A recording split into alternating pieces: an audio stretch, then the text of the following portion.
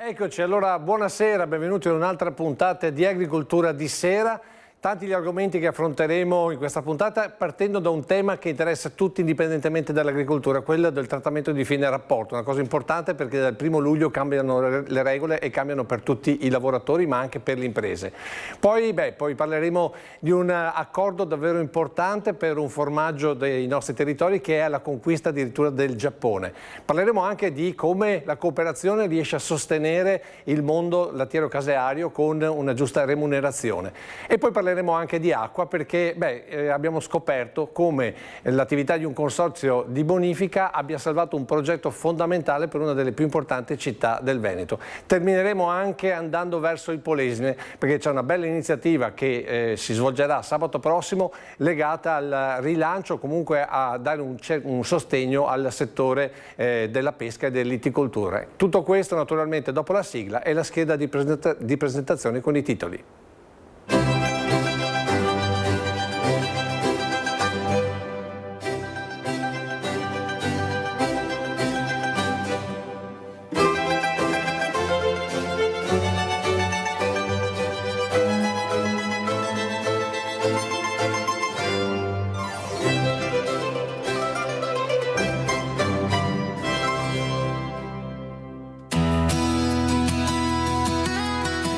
Sui campi che caratterizza questa settimana dell'agricoltura veneta. Da una parte imprese agricole costantemente alle prese con mancanza di collaboratori, dall'altra cooperative di stranieri, in molti casi amministrativamente opache che sfociano in episodi di cronaca con casi di caporalato o di lavoro sottopagato, segnano come questo tema non debba più essere tenuto in secondo piano. Questo mentre secondo Agriimpresa Veneto, struttura che gestisce complessivamente 700 aziende, oltre 50.000 cedolini l'anno e 5.200 rapporti di lavoro nelle province di Treviso, Belluno e Venezia, segnala che il 95% dei TFR dei lavoratori agricoli resta fermo nelle aziende. Si stimano 6 milioni di euro nella sola provincia di Treviso e altri 2 milioni in quella di Venezia che potrebbero essere destinati ogni anno a fondi di previdenza complementare e che invece oggi rischiano di trasformarsi in un problema di liquidità per molte imprese. Rimanendo in temi economici, da sottolineare il bilancio 2025 approvato da Latterie Vicentine con latte delle 200 aziende agricole associate dislocate tra le province di Vicenza, Padova, Treviso e Trento, pagato 70,10 euro a ettolitro grazie al fatturato complessivo di 128 milioni di euro. Risultato del comparto formaggi con il solo Grana Padano che ha incassato 38 milioni e 600 mila euro, anche se il fatturato maggiore l'ha portato l'Asiago con 43 milioni e 500 mila euro. Segnali di eccellenza dei nostri prodotti a denominazione che sono sempre più ambiti all'estero, come testimonia l'accordo firmato nella sede veronese di Gran Terre per la vendita in esclusiva in Giappone da parte di uno dei più grossi importatori locali dell'agroalimentare italiano, del Piave, DOP storica di Latte Busche. Rappresentanti dal Sollevante letteralmente conquistati, oltre che dal sapore del formaggio bellunese, anche dall'intera struttura produttiva di Busche, visitata da una delegazione per un giorno intero. Mercati esteri ma anche interni, dove continua a crescere in Veneto e in particolare a Vicenza il fenomeno dei mercati agricoli, almeno stando all'analisi dell'Osservatorio Economico di Veneto Agricoltura, che evidenzia come negli ultimi 15 anni le bancarelle degli agricoltori siano quasi triplicate, passando da 44 del 2009 a 122 nel 2024, più 170%. Questo ricordando che il Veneto è stata la prima regione in Italia ad adottare la legge sul cosiddetto chilometro zero, aprendo la strada alla filiera corta. Agricoltori sempre più alle prese con il clima tra siccità, grandinate e bombe d'acqua che impone una diversa gestione idrica dei territori. Per questo fa notizia che dopo oltre 10 anni di polemiche, ricorsi e rinvii sono iniziati i lavori per la realizzazione del bacino di laminazione sull'Astico, un'opera su un'area di 360.000 metri quadrati nel territorio di Breganze, al confine con Sandrigo, capace in emergenza di raccogliere fino a 5 milioni di metri cubi d'acqua dal torrente, un progetto da oltre 60 milioni di euro, segnalato nell'incontro organizzato a Legnaro, dove la Regione ha annunciato lo sblocco dell'iter per la realizzazione del bacino di invaso di Pra dei Gai lungo il Livenza. Opere idrauliche con ricadute positive in altri ambiti, come i lavori del Consorzio di Bonifica Bacchiglione sulle arginature che hanno permesso l'avanzamento del progetto del nuovo ospedale di Padova, altrimenti, è il caso di dirlo, arenato sul rischio idraulico dell'area individuata per la sua realizzazione.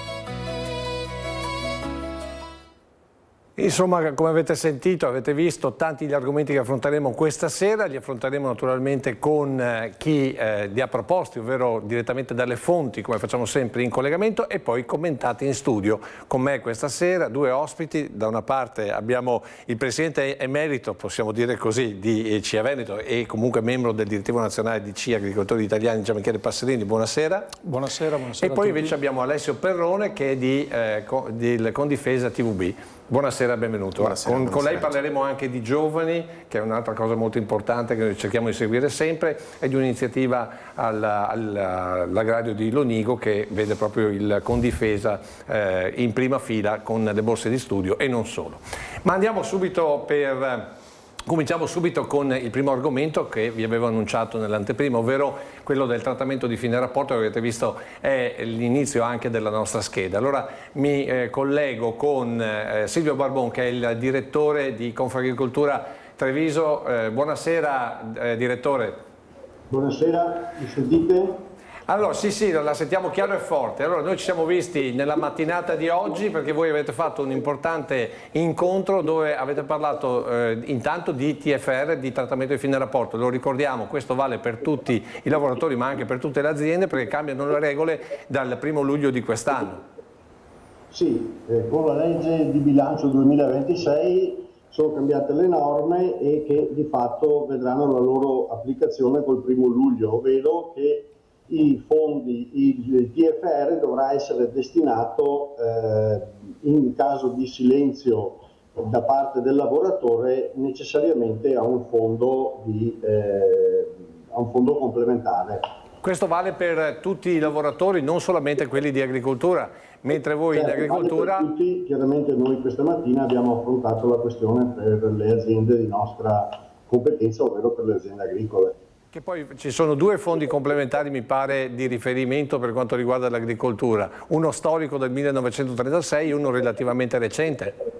Sì, diciamo che per quanto riguarda il mondo agricolo noi abbiamo che le figure degli impiegati e dirigenti in agricoltura già godono di un fondo a sé, che è quello dell'Empaia, per cui le aziende agricole già oggi sono abituate a non trattenere il TFR in azienda ma versarlo all'Empaia. Diverso era invece per gli operai agricoli, dove se non c'era una manifesta volontà del lavoratore a destinare a qualche fondo di previdenza complementare, veniva trattenuto in azienda. Dal 1° di luglio invece il meccanismo cambia, ovvero in assenza che il lavoratore si esprima circa la destinazione del suo TFR, questo dovrà essere obbligatoriamente versato nel fondo di riferimento per il settore, che per quanto ci riguarda è Agrifondo.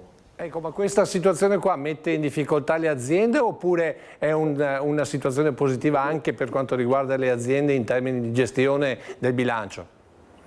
Beh, allora, diciamo che in senso assoluto credo sia abbastanza irrilevante la questione. Ovviamente nel primo momento invece richiede una diversa organizzazione delle imprese agricole, perché mentre prima erano abituati ad avere un certo flusso e quindi trattenere una certa liquidità, adesso questa deve essere versata. Dall'altro canto dobbiamo dire che però dal punto di vista delle imprese c'è un certo vantaggio, ovvero quello che nel momento in cui il TFR veniva trattenuto in azienda, questo era oggetto di una rivalutazione in misura pari di 1,5% più lo 0,75 della variazione dell'indice FOI, e questo nel momento in cui viene versato un fondo non è più a carico dell'azienda, ma la rivalutazione cade in capo al fondo stesso.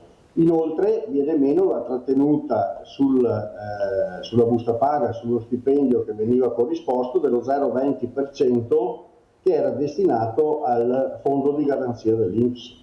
Insomma, sostanzialmente mi pare di capire che questa è un'innovazione che interessa tutti in termini positivi, sia per quanto riguarda la ricollocazione del trattamento di fine rapporto e per quanto riguarda invece, diciamo così, la gestione della liquidità per l'azienda, che non si trova di punto in bianco e dover tirare fuori il contante in tempi estremamente brevi quando appunto finisce il rapporto con il dipendente. Sì, certo, quindi da un certo punto di vista semplifica nel medio e lungo periodo l'organizzazione aziendale. Ci sarà da ritararsi per le aziende nell'immediato, che quindi chiaramente vedranno nella corresponsione mensile un aumento della liquidità da destinare all'esterno o al lavoratore o al fondo, però di fatto nel medio e lungo periodo è abbastanza irrilevante, ma addirittura sgrava da dover avere questa programmazione interna e tener conto che il giorno in cui il lavoratore smette di lavorare bisogna avere la disponibilità per corrispondere al TFR. Ecco, nel titolo noi abbiamo messo appunto lavoro sui campi tra tutele, quindi TFR, voucher mancati, e su questi voucher mancati voi oggi avete dato l'annuncio di questo accordo che prende il nome di OAGRI. No, sì, allora diciamo che l'OAGRI è lo strumento, il nuovo nome che viene dato all'evoluzione del vecchio voucher, quello per capirci che compravamo dal tabacchino. Questa è una grande conquista, era stato reintrodotto in via sperimentale, poi era stato dismesso e con la legge di bilancio 2026 è stato reintrodotto in via strutturale, per cui non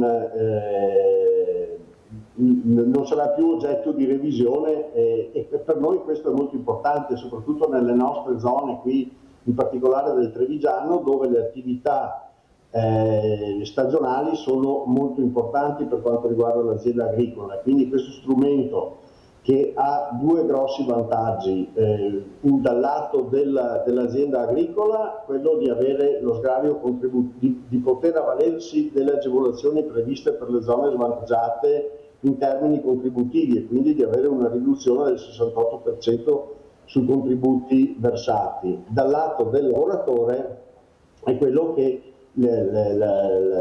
quanto percepito non va a costituire reddito e quindi di fatto costituisce un reddito netto sul quale non deve pagare ulteriori imposte. Le limitazioni principali sono quelle che il lavoratore non può fare più di 45 giornate all'anno con questo tipo di strumento, quindi bisogna fare attenzione a non superare questo limite, ed è riservato ad alcune categorie, quali i pensionati piuttosto che i disoccupati o gli studenti i giovani studenti. Ecco, poi diciamo che l'altra grossa limitazione è forse un po' di burocrazia, perché in realtà è quasi un'assunzione a tutti gli effetti, anche se a tempo determinato. Sì, oggi lo strumento di fatto segue le regole di un'assunzione normale, anche in termini di sicurezza, in termini di adempimenti, però noi lo cogliamo comunque come uno strumento importante per poter utilizzare manodopera locale chiaramente, e questo permette anche di lasciare una parte delle nostre risorse nel territorio per quanti vanno a lavorare. Ecco, per ultimo, poi rientriamo in studio per il dibattito, noi abbiamo messo lotta al caporalato. Voi sotto certi punti di vista con FragriJob cercate di, come dire, dare un'alternativa a quelle che poi diventano dei problemi in azienda, dove diciamo così, il responsabile dell'azienda, l'imprenditore, per la legge è responsabile anche della cooperativa che va a prendere per la somministrazione di lavoro. Quindi con questo tipo di meccanismo si fa una selezione del personale che poi si assume o si ha come collaboratori, o sbaglio? Sì, allora noi abbiamo a livello nazionale questa piattaforma che ci consente di poter in qualche modo operare nell'incontro domanda-offerta di lavoro, che è con FragriJob.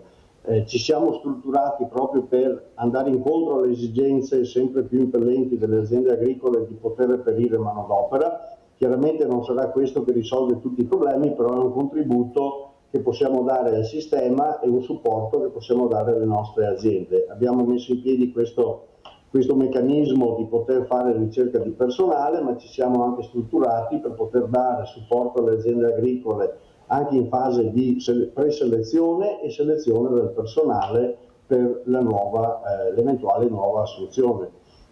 Grazie direttore Silvio Barbon di Confagricoltura Treviso per queste prime notizie di questa puntata di Agricoltura di Sera. Gian Michele Passerini, insomma, cominciamo con il TFR. Anche le aziende agricole, devono essendo aziende a tutti gli effetti, devono cominciare a pensare, insomma, a gestire questa fonte economica in maniera diversa. Sì, diciamo che questa in realtà è un'evoluzione organizzativa che l'azienda agricola deve adottare nei prossimi esercizi, perché diciamo di fatto rovescia un paradigma, cioè quella parte di TFR che non viene esplicitamente dichiarata utilizzabile da parte dell'operaio a destinazioni specifiche è a questo punto fruibile da quella che è tutta una serie di complementarietà. Ovviamente ci sarà la necessità, lo diceva prima il direttore, di una sorta di avvicinamento, quindi di organizzazione anche aziendale, ma potrebbe essere uno strumento ovviamente che poi dà una prospettiva diversa alle nostre aziende agricole anche in termini di liquidità. L'aspetto invece che mi piacerebbe focalizzare è che con questa evoluzione poi dei voucher ci stiamo avvicinando a ciò che come C agricoltori italiani diciamo da anni. Noi i voucher ritenevamo che fosse uno strumento che ci permetteva appunto per lasciare risorse sul territorio, ma per avere anche fruibilità di manodopera territoriale, pensando agli studenti, pensando ai pensionati, era uno strumento che ci permetteva ovviamente in un ambito di flessibilità di avere una risposta in tal senso. C'è stato, devo dire, un abuso non sicuramente da parte dell'agricoltura, ma da parte di altri settori, nei quali abbiamo visto anche delle cose che probabilmente non andavano fatte. Oggi arrivare a riprendere coscienza che c'è la necessità di avere una fruibilità di manodopera, permettetemi il termine, cotta e mangiata, nel senso che è lì, questo risponde a quella che è la necessità delle nostre aziende agricole. Vedete, noi pensiamo sempre che un'azienda agricola abbia la logica di un'industria, ma noi siamo fortemente legati alla stagionalità, quindi alla maturazione dei prodotti, ma anche agli eventi climatici che poi ci possono chiedere in determinati ambiti di periodo di avere la manodopera disponibile. Se abbiamo l'uva da tirare giù e piove e dobbiamo tirarla giù, dobbiamo avere la manodopera. Questo cozza anche con quello che è purtroppo le regole che abbiamo rispetto al decreto flussi. Affidare ad un click day, e questo noi l'abbiamo detto al Ministero come C agricoltori italiani, quella che è la scelta a gennaio rispetto alla necessità di maggio e quindi manodopera che non arriva mai, è un problema, perché le nostre aziende a quel punto lì le portiamo fuori mercato. Non c'è solo questo, c'è un tema anche di fruibilità di alloggi. Oggi perché si insediano anche sistemi caporaleschi? Perché c'è tutto un sistema da rivedere, lo dicevo, sistema ovviamente della gestione delle domande. Noi abbiamo aderito al protocollo come organizzazione di categoria, quindi di fatto diamo una certa bollinatura quando una domanda va avanti. Allora chiediamo dei corridoi verdi, chiediamo dei corridoi che abbiano una priorità in un ambito semplificato nella quale l'azienda abbia la fruibilità da qui a 10-15 giorni di quella che è la manodopera. Cioè tipo ad esempio la formazione fatta in loco nello stato straniero e poi il corridoio che porta qui persone già formate che non si fanno male se gli metti in mano una forbice per ad esempio come dire, potare le viti? Sì, questo riguarda appunto vari ambiti, la formazione che è necessaria ovviamente per avere manodopera qualificata e specializzata, ma poi c'è la vera fruibilità che riguarda tutte le ambasciate, che riguarda tutte le parti estere di burocrazia che si deve adempiere, e quella bisogna snellirla e velocizzarla, altrimenti abbiamo delle domande che magari dall'Italia partono, sono costruite bene perché bollinate e tutto e poi si impiantano nei sistemi internazionali. Dicevo c'è un aspetto di alloggi, noi sul piano casa siamo intervenuti come organizzazione di categoria dicendo che bisogna ad esempio dare l'opportunità a chi può nelle nostre aziende agricole di recuperare quella parte di credito, chiamiamolo così, rurale, di quella parte di insiti rustici che non vengono utilizzati per poterli trasformare ad esempio in alloggi, magari anche attraverso l'utilizzo che è molto più fruibile e veloce di prefabbricati, proprio per dare una risposta. Cioè tradotto, io ho un rudere, io ho un fienile che non lo utilizzo, posso fare due cose, o aumento la cubatura se ho un agriturismo, oppure lo utilizzo ad esempio per costruire degli alloggi se ho dei dipendenti che stagionalmente vengono a lavorare nella mia azienda. Oppure lo abbatto e prendo dei prefabbricati. Oppure lo abbatto, no, i prefabbricati sono in sostituzione al fatto che io ottenga la possibilità di farlo e quindi abbia la possibilità, qualora entrassi in determinati ambiti di tutela, di impedimenti normativi, di avere un prefabbricato che possa ospitare. Ovviamente è una norma che va costruita e che va tarata anche sulle esigenze, però è un passettino avanti. Su quel piano, dicevano, c'erano circa 4 miliardi di euro e quindi questo potrebbe essere interessante. E poi l'elemento che chiudo fondante è che se noi non ci mettiamo in mente attraverso i sistemi produttivi, poi lo affronteremo anche rispetto al lancio della trasmissione, di dare redditività alle aziende agricole.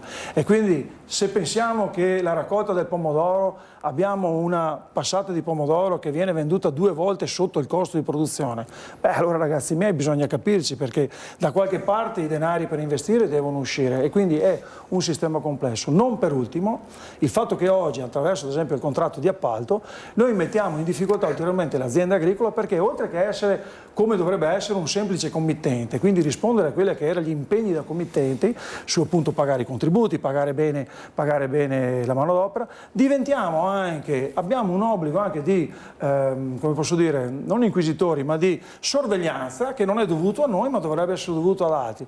Perciò la famosa banca dei contratti d'appalto che avevamo chiesto ancora nel DL Agricoltura, che è fermo, era necessaria per avere un albo di cooperative o di aziende che operavano appunto nella somministrazione di manodopera, che fossero certificate e qualificate. E anche questo sarebbe un elemento che sgravia le nostre aziende agricole. Ma visto che lei è il nostro uomo veneto a Roma, perché è nel direttivo nazionale di CIA Agricoltori Italiani, dal Ministero fanno richieda mercante? Ma nei ministeri sono macchine complesse, ovviamente hanno delle logiche che devono rispondere anche a dei regolamenti comunitari, devono rispondere sempre ad una serie di norme che spesso sono anche in contraddizione. Il tema è uno solo, e è un tema politico questo, e quindi va affidato alla politica. Se l'agricoltura italiana, quindi per un momento faccio il mio mestiere da dirigente nazionale, se l'agricoltura italiana è un asse strategico per tutta una serie di elementi, ivi compreso, come diceva il Presidente della Repubblica, la tenuta delle aree interne, la tenuta delle aree rurali dal punto di vista sociale, economico, ambientale, occorre una politica che sia corrispondente a queste necessità.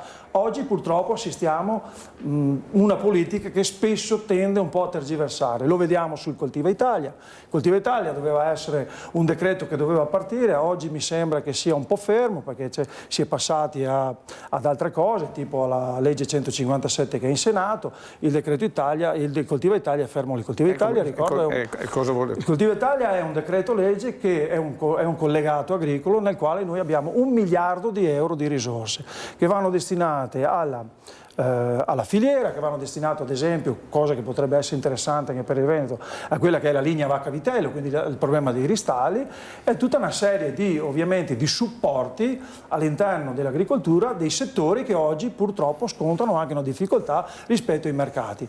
È chiaro che per noi diventa ossigeno, ma se è fermo lì è fermo. 1 miliardo insomma non è poco. Adesso Perrone, poi arriviamo anche alle assicurazioni con Difesa. Mi pare di aver visto il nostro Fabrizio Stelluto in collegamento. Fabrizio, buonasera Fabrizio. Buonasera a voi, ciao. Allora, Lucio. hai sentito già l'inizio del nostro dibattito, poi arriveremo anche all'acqua, so che sei molto interessato, d'altra parte noi ci siamo visti lunedì con questa storia fantastica dell'ospedale di Padova, salvato di fatto la progettualità dal consorzio di bonifica, ma lo teniamo là. Intanto che idea ti sei fatto col discorso del TFR? A proposito, tu sei in pensione o no? Sì, sono un pensionato lavoratore, facciamo un lavoro, Lucio, che per fortuna è divertente e continuo a divertirmi, sono un libero professionista e quindi lo posso fare, ma nel merito non ho le competenze per entrare. Io dico solo una cosa, che è sociale e politico il problema dell'immigrazione, perché le cose di cui avete parlato sono tutte importanti, ma se alla base non trasformiamo il nostro modo di pensare gli immigrati, che non sono un problema, ma devono essere una risorsa, e quindi li mettiamo nelle condizioni di espletare nel modo migliore queste loro potenzialità, non ne veniamo fuori. Il resto mi pare veramente siano dei tappabuchi che ricorrono delle esigenze della nostra economia, dall'agricoltura anche all'industria. Però è questo il problema di fondo. Basta parlare con qualsiasi operatore di polizia e dirà che non è che noi rischiamo l'invasione dal sud Italia con i gommoni, è solamente una faccenda mediatica. In realtà gli immigrati entrano regolarmente, spesso e volentieri, e vengono a cercare lavoro. Noi abbiamo bisogno di persone che lavorano. Sembra paradossale che non si riesca a matchare, come si usa dire, queste due esigenze. Ecco, però hai sentito anche quest'altra iniziativa, quella dell'OAgri, che con uno sgravio del 68% permette, diciamo così, a pensionati e a studenti che sono in corso di potersi prendere un soldino addirittura esentasse. Meno male, meno male. Voglio dire, anche questo è un palliativo, c'è un problema di fondo, Lucio. Il problema è che la nostra economia ha bisogno di manodopera e noi ormai fidiamo poco e spesso tanti lavori non li vogliamo più fare. Quindi rendiamocene conto e cerchiamo di dare una soluzione che potrebbe essere giovevole per entrambi, per noi che abbiamo le esigenze e per chi viene in Italia a cercare occupazione. Ecco, a questo punto Alessio Perrone, voi come Confindifesa, visto che siete di fatto un'agenzia di assicurazione, sotto il profilo del lavoro come siete messi? Avete delle polizze assicurative che gestiscono anche questo aspetto o siete legati solamente alla produzione di terra? No, allora, l'obiettivo principale di Confindifesa TVB è quello di tutelare il reddito delle aziende agricole con delle polizze assicurative e dei fondi mutualistici, però sulle avversità atmosferiche e per danni da animali selvatici e quant'altro, quindi l'aspetto lavorativo non ci riguarda. Diciamo che però comunque noi siamo in contatto diretto con le aziende e percepiamo e viviamo anche noi le difficoltà che effettivamente hanno gli agricoltori nella gestione del lavoro, soprattutto quello che veniva detto prima in merito anche alla concentrazione di necessità di avere degli operai agricoli che purtroppo in Italia si fa fatica a trovare. Nel sistema del caporalato purtroppo con una legge anche, se non ricordo male, la 199 del 2016 mette un po' più con le spalle al muro l'agricoltore, che non può far finta, insomma, ovviamente di non sapere cosa succede nella sua azienda, ovviamente. Però spesso lo vedo, l'imprenditore agricolo lo vedo un po' anche come vittima di un sistema, perché per come stavo dicendo, in un momento in cui ha l'estrema necessità di raccogliere con velocità un prodotto, perché magari la cantina gli ha dato delle tempistiche o perché magari è un prodotto orticolo e le condizioni meteorologiche non gli consentono di poter tanto aspettare, è costretto a in tempi rapidissimi avere una grande quantità di persone e ovviamente si affida a cooperative e purtroppo è quasi costretto anche a doversi fidare in questi termini. Quindi ecco, fortunatamente da noi soprattutto nel mio territorio vicentino non ci sono stati tantissimi eventi del genere, un paio, uno a febbraio nel 2022 e un'altra nel 2023, il primo che ha colpito la cerealicoltura e l'altro invece il settore delle carni, però insomma fortunatamente sono situazioni frammentarie e certamente non volute dai nostri imprenditori agricoli. Vabbè, torneremo poi a parlare invece dei giovani, come vedono il loro futuro del lavoro e anche, diciamo così, gli altri aspetti, perché voi sempre con le vostre borse di studio siete molto attenti alle giovani generazioni. Però ho visto in collegamento Alessandro Mocellin, che è il presidente di Latterie Vicentine. Buonasera Presidente. Salve. Buonasera a tutti. Allora, intanto cominciamo, visto che noi abbiamo parlato di TFR in apertura con il presidente il direttore di Confagricoltura, per gli allevatori il tema della gestione del personale, quindi anche del trattamento di fine rapporto e questo cambiamento epocale che è quello del TFR che cambierà dal 1° luglio 2026, colpisce un po' tutti, anche gli allevamenti da latte. Beh, inevitabile perché insomma in materia non è che siamo esentati da quelli che saranno i nostri obblighi, se vogliamo, come datori di lavoro, per cui in un certo qual modo siamo pronti ad affrontare la materia, ecco. Ecco, però noi l'abbiamo convocata perché noi abbiamo un'altra notizia, parliamo sempre di economia naturalmente per certi versi, però è stato presentato il bilancio delle latterie vicentine del 2025 e devo dire, l'abbiamo visto nella scheda di presentazione, c'è una bella performance per quanto riguarda l'Asiago, 43.500.000 euro e poi 38.600.000 euro per il grano padano e naturalmente tutto questo significa sostenere i vostri soci, che poi sono gli allevatori, e di conseguenza il valore del latte, perché avete dato, mi pare, 70 euro e 10 centesimi per ogni ettolitro, vuol dire 0,70, quasi 0,71 per quanto riguarda il litro di latte all'allevatore, un bel divario rispetto ai 20 centesimi del mercato libero. Insomma, state sostenendo la filiera grazie anche alla cooperazione. Beh, diciamo che è un compito naturale, che la cooperazione è intrinseco in se stessa, in quanto siamo strumento di difesa del reddito dei nostri soci. Non è poi neanche scontato riuscire a raggiungere sempre il risultato, perché darlo per scontato sarebbe sbagliato. Devo dire che l'annata 25, con l'approvazione appunto del bilancio dell'annata 25, è stato un anno per la nostra azienda veramente importante, perché abbiamo accompagnato un forte sviluppo e mantenendo anche alta quella che era l'asticella della redditività necessaria per poter portare avanti le aziende agricole dei nostri associati. Ecco, stiamo vedendo le immagini dell'Asiago. Quanto il prodotto a denominazione di origine protetta, cioè a denominazione di origine in genere, come dire, mantiene il valore del prodotto stesso? Ecco, hai toccato un argomento importante. Le DOP sono da sempre un grande strumento di difesa. L'Italia, il Paese Italia, ha costruito la propria fortuna, il proprio sentito anche fuori confine sulla bontà di questi prodotti. Noi che siamo, come Latterie Vicentine, i primi produttori di Asiago, abbiamo puntato forte su questo prodotto e fortunatamente i risultati stanno arrivando. Delle 200 aziende che fanno parte, appunto, sono associate con Latterie Vicentine, ce ne sono diverse anche di Trento, quindi andiamo anche fuori regione oltre che fuori provincia. Dopo l'acquisizione di Latterie Venete a Vedelago, avete intenzione di fare qualcos'altro anche verso Trento? Ha visto il titolo, no? Acquisti anche a Trento? Sì, è lusinghiero. Noi siamo, se vogliamo, ambiziosi, perché la volontà è quella di crescere. Diciamo che il riferimento che penso tu faccia a Trento è un riferimento invece che già da qualche anno noi abbiamo un stretto rapporto di collaborazione societario con appunto Latte Trento, dove abbiamo formato una società consortile che imbottiglia di fatto il latte per i soci e anche per terzi.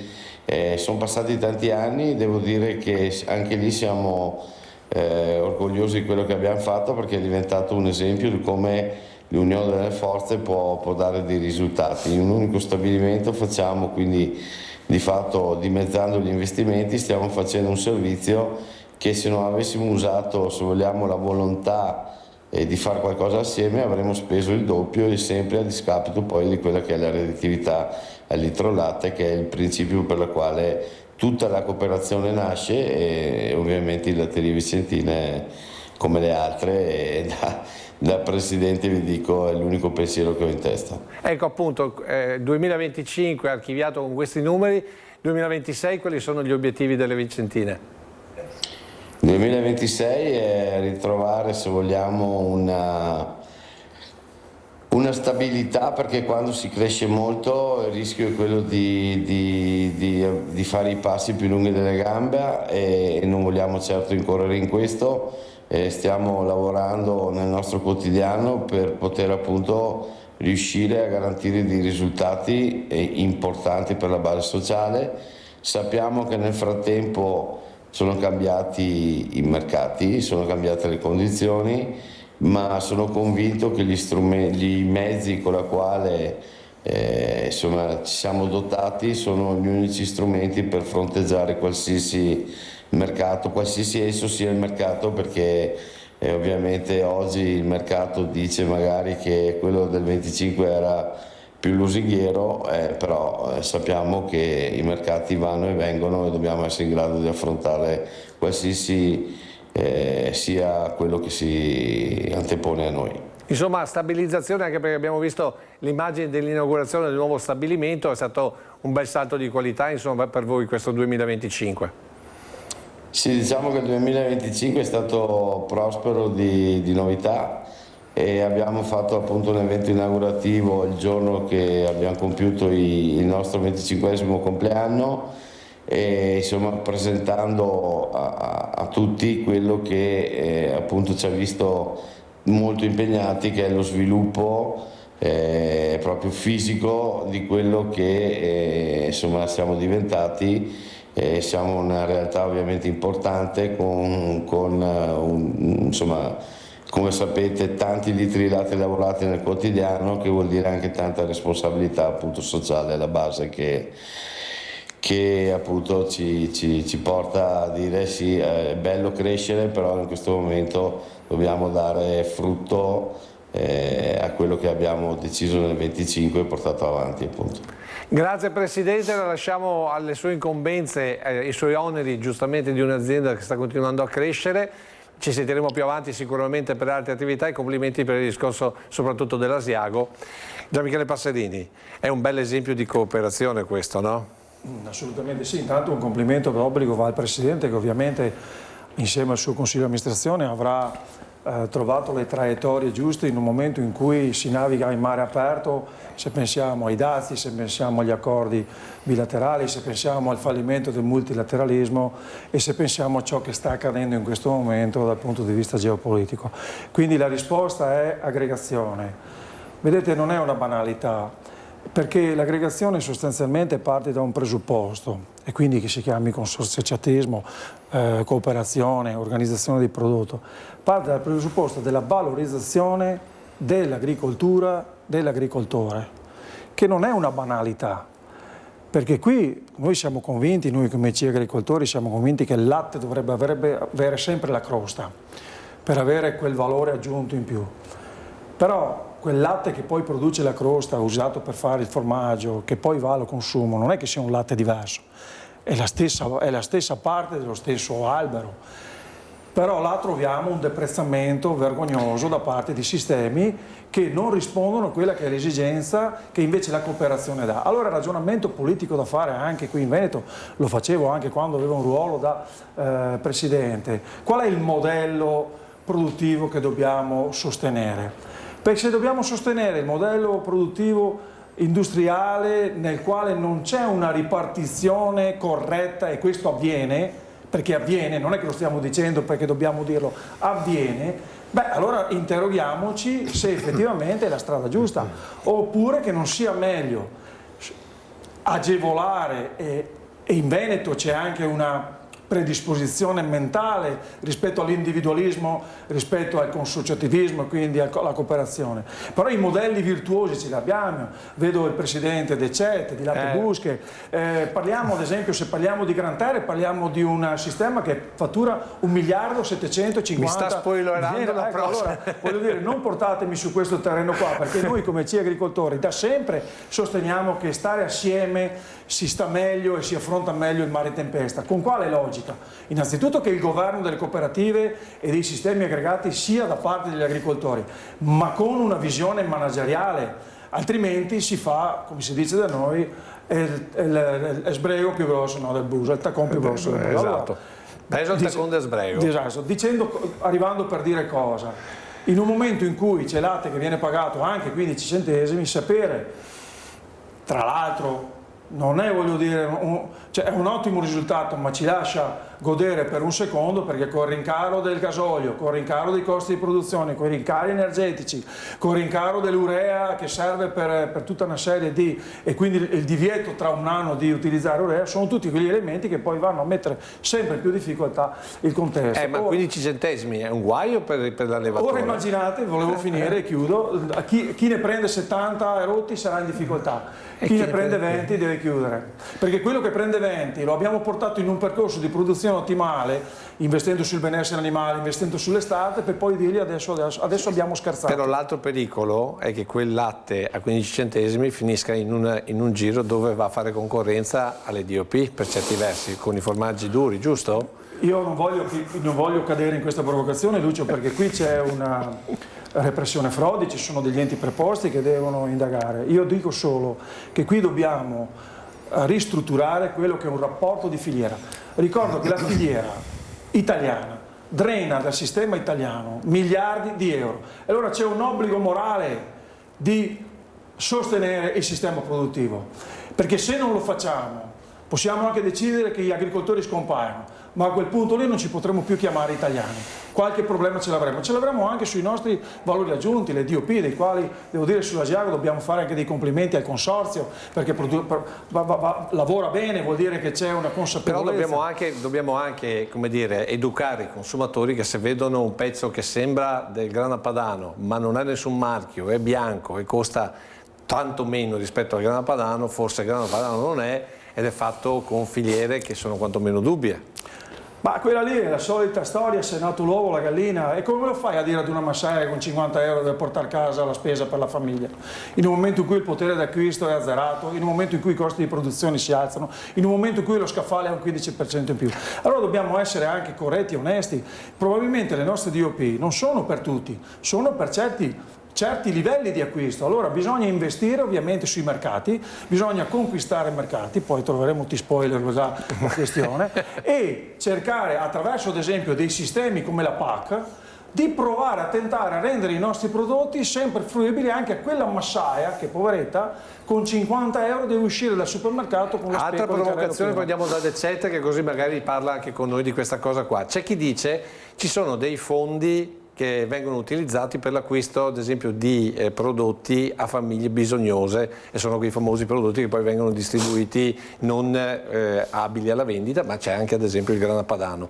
Riuscire a creare questi fondi e deviarli invece perché la massaia con i 50 euro abbia anche magari, che ne so, la tesserina con uno sconto ulteriore per poter comprare il prodotto DOP a un prezzo un po' più, come dire, accessibile. È un'altra strada o no, come vorrebbe qualcuno? Guarda Lucio, sembra proprio che tu abbia letto il nostro programma durante il Covid. Noi durante il Covid avevamo proposto una cosa all'allora Ministro dell'Agricoltura, credo fosse Patuanelli, di creare con un accordo con la grande distribuzione quello che era un credito d'imposta, quindi andava una tesserina con un credito d'imposta scontato già in sede di cassa sulle DOP e sull'IGT, l'IGP, cioè i prodotti a denominazione. Perché? Perché questo voleva dire mantenere un valore all'interno del nostro sistema, agevolare un sistema sociale di difficoltà, quindi era una sorta, se mi permettete, di welfare, ma nello stesso tempo, voglio dire, avere quel meccanismo che comunque implementava e garantiva le nostre produzioni d'eccellenza, garantite, sicure,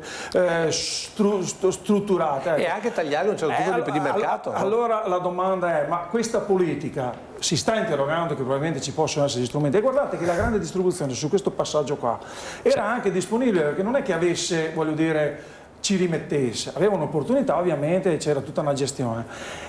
Occorre una grande proposta, occorre una grande visione, occorre un grande piano strategico. Oggi siamo in un'economia di guerra e se ragioniamo con le logiche delle economie ordinarie non andiamo da nessuna parte. Ricordo sempre che lei è il nostro uomo a Roma, quindi tutte queste cose poi le deve riportare nei tavoli romani, visto e considerato che è nel direttivo nazionale. Però adesso andiamo dal Presidente De Cette. Presidente, ci vede, ci sente, buonasera. Buonasera. Allora, dopo arriviamo al motivo per cui l'abbiamo convocata in collegamento e non diciamo altro perché altrimenti spoileriamo tutto.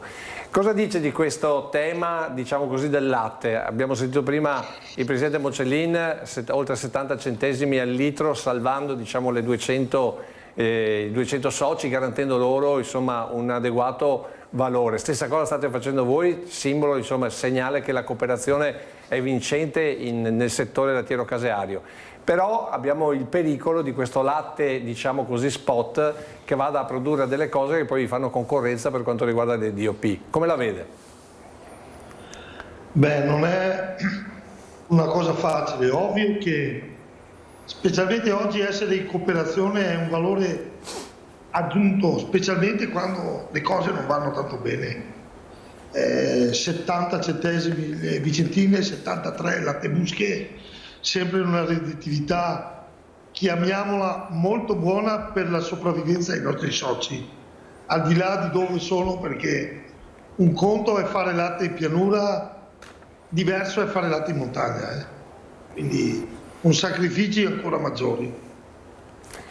Bene, allora adesso andiamo, Presidente, al titolo che abbiamo dato. Il Piave DOP conquista anche il sollevante, e vediamo delle immagini che noi abbiamo registrato ieri proprio nella sede di Gran Terre. Ci vuole raccontare cosa avete combinato grazie a Gran Terre, ma soprattutto grazie al vostro prodotto, che è uno dei vostri prodotti storici, DOP, lo sottolineo.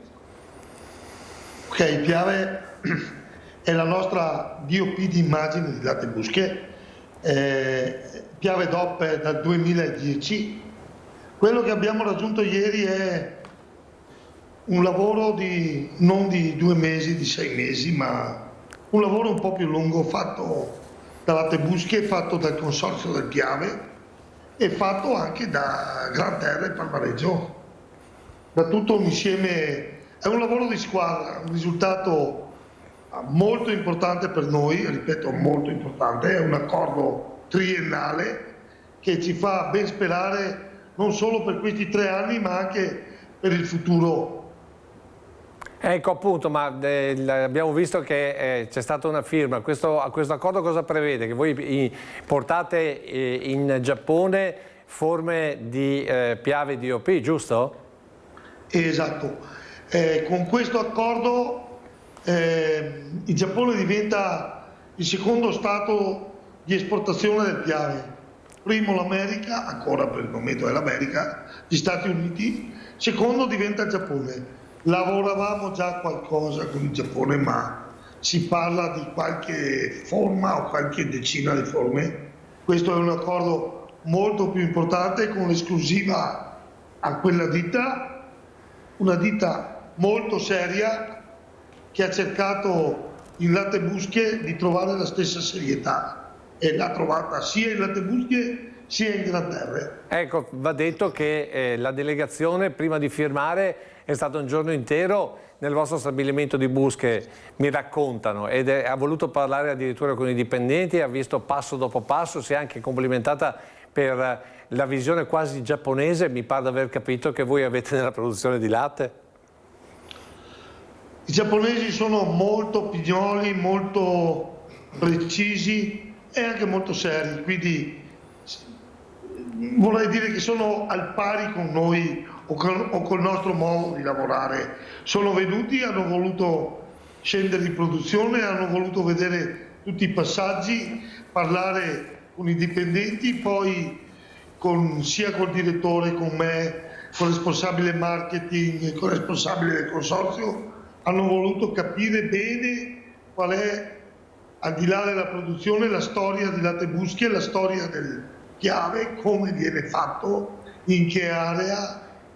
Abbiamo detto che è una DOP che ha dei vincoli di razza, ha dei vincoli di alimentazione, che può essere fatta solo in provincia di Belluno, quindi hanno capito tutti i vari passaggi e questo secondo me ha dato a loro una tranquillità in più sul scegliere il nostro prodotto. Allora, Presidente, rimanga qua con noi e con Francesco Ceron e Mattia Pizzari, che sono in regia. Vediamo invece il contributo con una breve battuta proprio potremmo dire, del presidente di questa grande azienda di distribuzione in Giappone, che, ricordiamo, distribuisce prodotti di altissima qualità, tutte le DOP italiane, va a cercarsele in giro per l'Italia e nel caso specifico il formaggio nel bellunese. Sentiamo cosa ci ha detto.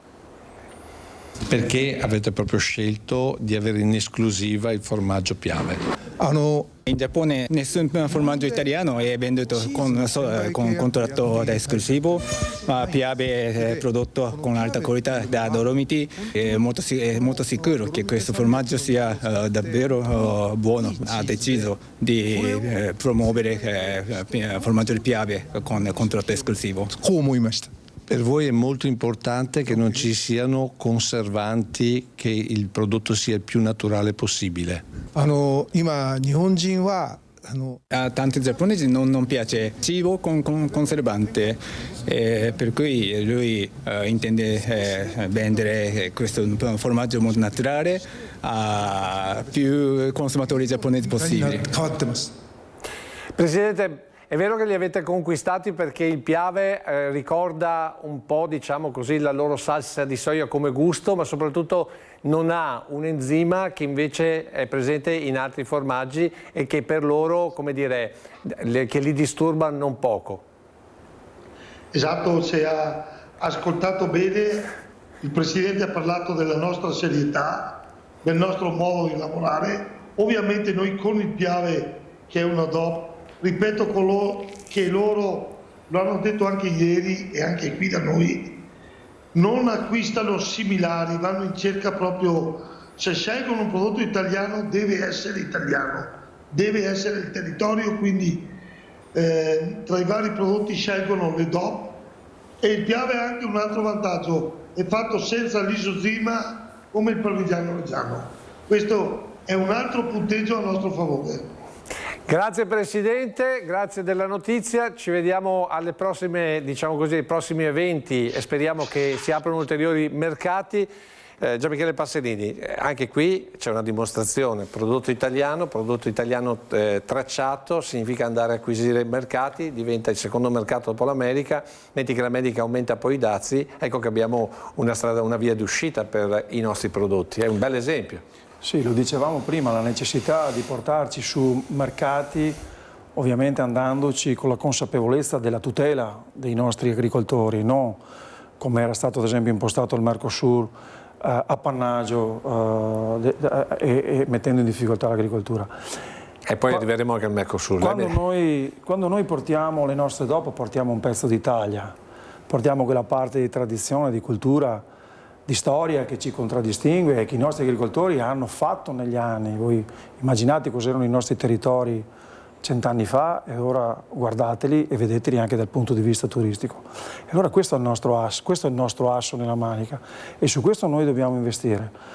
I giapponesi sono, come diceva il Presidente, un mercato importante, gente seria che ovviamente preferisce l'originale alla copia, ma ripeto, questo riguarda anche il fatto che ci si rivolge sempre anche ad un potere d'acquisto alto e quindi dove c'è un potere d'acquisto alto c'è anche la possibilità di abbracciare eccellenze come le nostre.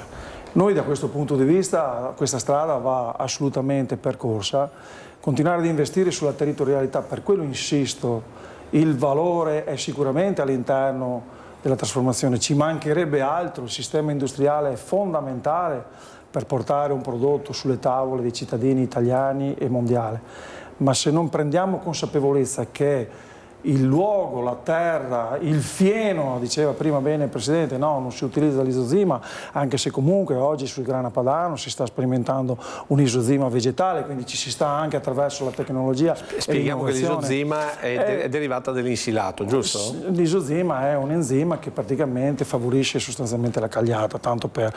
quindi ecco, spieghiamolo a chi non è del mestiere. E quindi chi utilizza insilati ha bisogno di questo, le alimentazioni bovine che non utilizzano insilati, come in questo caso il Piave, il parmigiano reggiano, ma anche credo il Trento, anche il grana che fanno in Trentino, non hanno bisogno di questo sistema. Non è un elemento, voglio dire, discriminatorio, perché voglio dire il grana padano è uno dei primi formaggi venuti al mondo. Sono sistemi di produzione che ovviamente contraddistinguono e determinano una determinata procedura. Ecco, dicevo, se non avessimo il latte dei nostri allevatori bellunesi, feltrini, vicentini, che contribuiscono a quella che è la forza di questo marchio, perderemo quella che è la nostra identità. E quindi è importantissimo prendere consapevolezza che all'interno della filiera occorre che ci sia una giusta redditività. Giusta redditività. Io non voglio che nessuno tolga niente a nessuno, ma non voglio neanche che fatto 100 alle nostre aziende agricole oggi rimane l'8%. Perché questo è il problema della filiera. Ma questo è il problema, che siamo tornati indietro di 50 anni, siamo tornati ad una mezzadria legalizzata e allora se questo è, qualche problema ce l'abbiamo, noi che la mezzadria l'abbiamo combattuta e abbiamo vinto anche su quel passaggio. Però ad esempio questo accordo firmato da Gran Terre, attenzione, Gran Terre, quindi non Latte Busche, anche se Latte Busche fornisce Gran Terre, è la dimostrazione che anche si può gestire una filiera diversa che dà soddisfazione per tutti? Assolutamente sì, devo dire anche. E Gran Terre si parla ancora di cooperazione, mi pare di Ma capire. si parla di cooperazione, si parla di una cooperazione ovviamente che ha sede in Emilia Romagna, ma che si è allargata attraverso... Per quelli che non si ricordano, è il famoso palmareggio anche. Palmareggio, Agrifon, hanno acquistato Agrifon fa parte della compagine Lattebusche e quindi tutto quanto si lega. Ma questo rientra all'interno di una visione, cioè la visione che porta a rendere forza sulla produzione e a valorizzare, ma poi anche portare i produttori in un percorso virtuoso. Vedete, quando si è all'interno di un disciplinare, quando si è all'interno di un meccanismo che funziona a riparte, c'è anche la possibilità di chi lavora male di poterlo portare a lavorare meglio.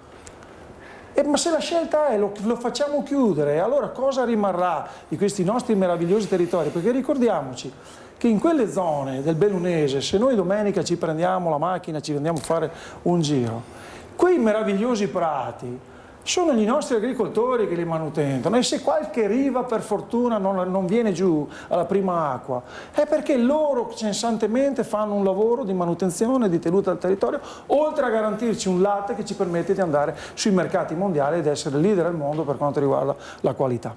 Fabrizio, sei in linea? Sì, Una battuta prima della pubblicità. Che idea ti sei fatto di questo accordo con i giapponesi? Tu che sei un fautore della qualità. Di più è scoprire che i giapponesi hanno un gusto che evidentemente apprezza i nostri prodotti, perché noi ci siamo abituati a consumare sushi, ma diciamo che insomma non è nelle nostre corde. Scoprire che invece i giapponesi apprezzano il piave e altri prodotti caseari italiani mi ha sorpreso e reso contento. Beh, insomma, un bel come dire, dato positivo, no? In un tempo in cui tutti piangono, poter dire abbiamo fatto un passo in avanti, una delle nostre aziende insomma, ha portato e continua a portare prodotti di alta qualità che vengono apprezzati, è un segnale di esempio anche per molti altri per poter seguire questa cosa, e anche per noi consumatori per riuscire a dire capisco la differenza, perché se la capiscono i giapponesi dobbiamo pur capirla anche noi che ce l'abbiamo in casa, no? Certo, come diceva anche Passerini, è che dietro i nostri prodotti poi c'è ovviamente il territorio, quindi la scoperta dell'Italia e di tutto ciò che questo comporta. È un gran bel segnale. Adesso per una battuta, perché dobbiamo andare in pubblicità, i giovani, visto che lei è costantemente in contatto con i giovani, con le iniziative del Condifesa, capiscono questa differenza, capiscono la qualità, capiscono che nel loro futuro ci deve essere produzione di qualità e non, diciamo così, di basso livello? Sì, lo capiscono fortunatamente, però dobbiamo anche un po' aiutarli a capire, perché come era stato menzionato prima, il discorso del sushi, loro sono perfettamente consapevoli delle eccellenze che abbiamo in Italia, e forse anche più di noi, e dobbiamo, una cosa che noi diamo per scontato, no? Che i prodotti italiani siano sì di una qualità al pari di altri, e invece i giovani sanno perfettamente che i prodotti italiani sono quasi l'eccellenza del mondo, anzi togliamo pure il quasi. Poi i ragazzi sono molto sensibili all'ambiente, e lo vedremo dopo con quell'esperienza di Lonigo che voi avete, come dire, agevolato. Insomma, continueremo a parlare di agricoltura, ma declinata alla vita di tutti i giorni e anche a noi consumatori, dopo questo piccolo spazio di pubblicità.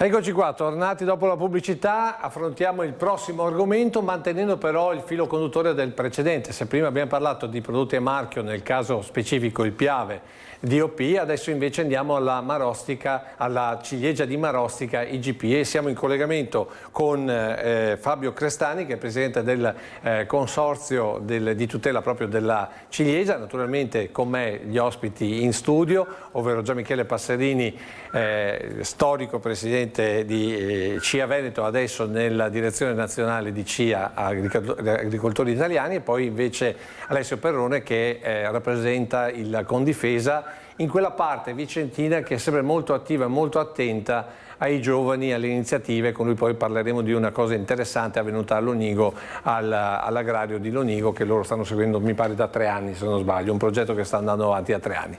Allora, Fabio Crestani, intanto vediamo delle immagini della sua raccolta di ciliegie. Come sta andando la ciliegia di Marostica? Mi dicono che il cambiamento climatico la sta mettendo un po' in pericolo. Beh, sicuramente sì, no, non è un frutto facile, la ciliegia è delicatissima, è un frutto delicatissimo intanto. E la stagione quest'anno siamo partiti bene con una fioritura spettacolare, diciamo, anche il meteo ci ha favorito, la legagione anche, anzi abbiamo avuto un surplus di allegagione. E c'è stata un po' di mancanza di pioggia subito dopo l'allegagione, diciamo che nelle zone dove non c'è l'irrigazione va a discapito della pezzatura, però tutto sommato c'è stata la stagione, va bene. Abbiamo avuto problemi adesso con le precoci, con le piogge, Ecco, appunto. però adesso speriamo di recuperare, insomma, con le medio precoci e iniziando con le tardive. Ecco, noi abbiamo intitolato: il cambiamento climatico fa caramellare le ciliegie. Vero o falso? Caramellare, le fa il cracking, praticamente si rompono purtroppo. Appunto, allora voi cosa fate? Praticamente se non si ha un sistema di copertura, come potete vedere che avevo fatto dall'immagine prima, io ho un sistema di copertura praticamente che me le salva. Sì, questi impianti sono abbastanza,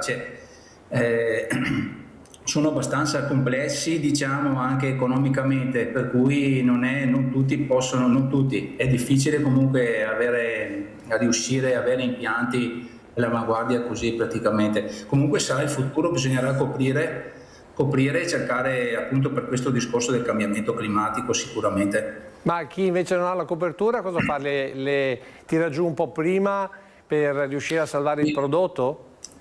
Sì, in teoria sì, o se no si ricorre anche all'assicurazione, abbiamo lì anche Perone che ho visto, si ricorre all'assicurazione, o se no si cerca di raccogliere prima se si riesce, e se no purtroppo il prodotto va perso, ecco. Ma non può essere lavorato. Noi abbiamo messo caramellare perché c'è la possibilità di confettura di fatto. Da 2 anni come consorzio abbiamo un trasformatore che si è iscritto come trasformatore consorzio, appunto, che abbiamo la possibilità di raccogliere le ciliegie un attimo prima, perché per caramellarle la ciliegia non deve essere proprio matura, e in maniera da poter, magari sappiamo che il meteo la prossima settimana cambia, decidiamo di raccogliere prima e le portiamo a caramellare, discorso per salvare anche il prodotto, Ecco, il fatto che sia un IGP vi sta aiutando per quanto riguarda così, diciamo così, una sorta di ristoro finanziario, o è soprattutto la passione che vi porta a... Diciamo, intanto bisogna dire che è la prima ciliegia IGP in Italia, per cui è un po'. E sicuramente adesso ce ne stanno, credo ce ne siano altre 6 e più una DOP della ciliegia dell'Etna, mi sembra. Per cui è una garanzia avere il marchio, la prospettiva è avere che sempre più aziende si certifichino, e quello sicuramente il futuro, per cui non è che il marchio, bisognerebbe che le ciliegie a marchio avessero un attimo di più, un reddito più alto, avessero un maggiore, come consorzio riuscite anche a creare un circuito di distribuzione, nel senso, il fatto di avere un prodotto a marchio vi aiuta ad approcciare anche la grande distribuzione? Sicuramente sì, vengono richieste, ci chiedono la ciliegia IGP, per cui sicuramente è un vantaggio la ciliegia IGP.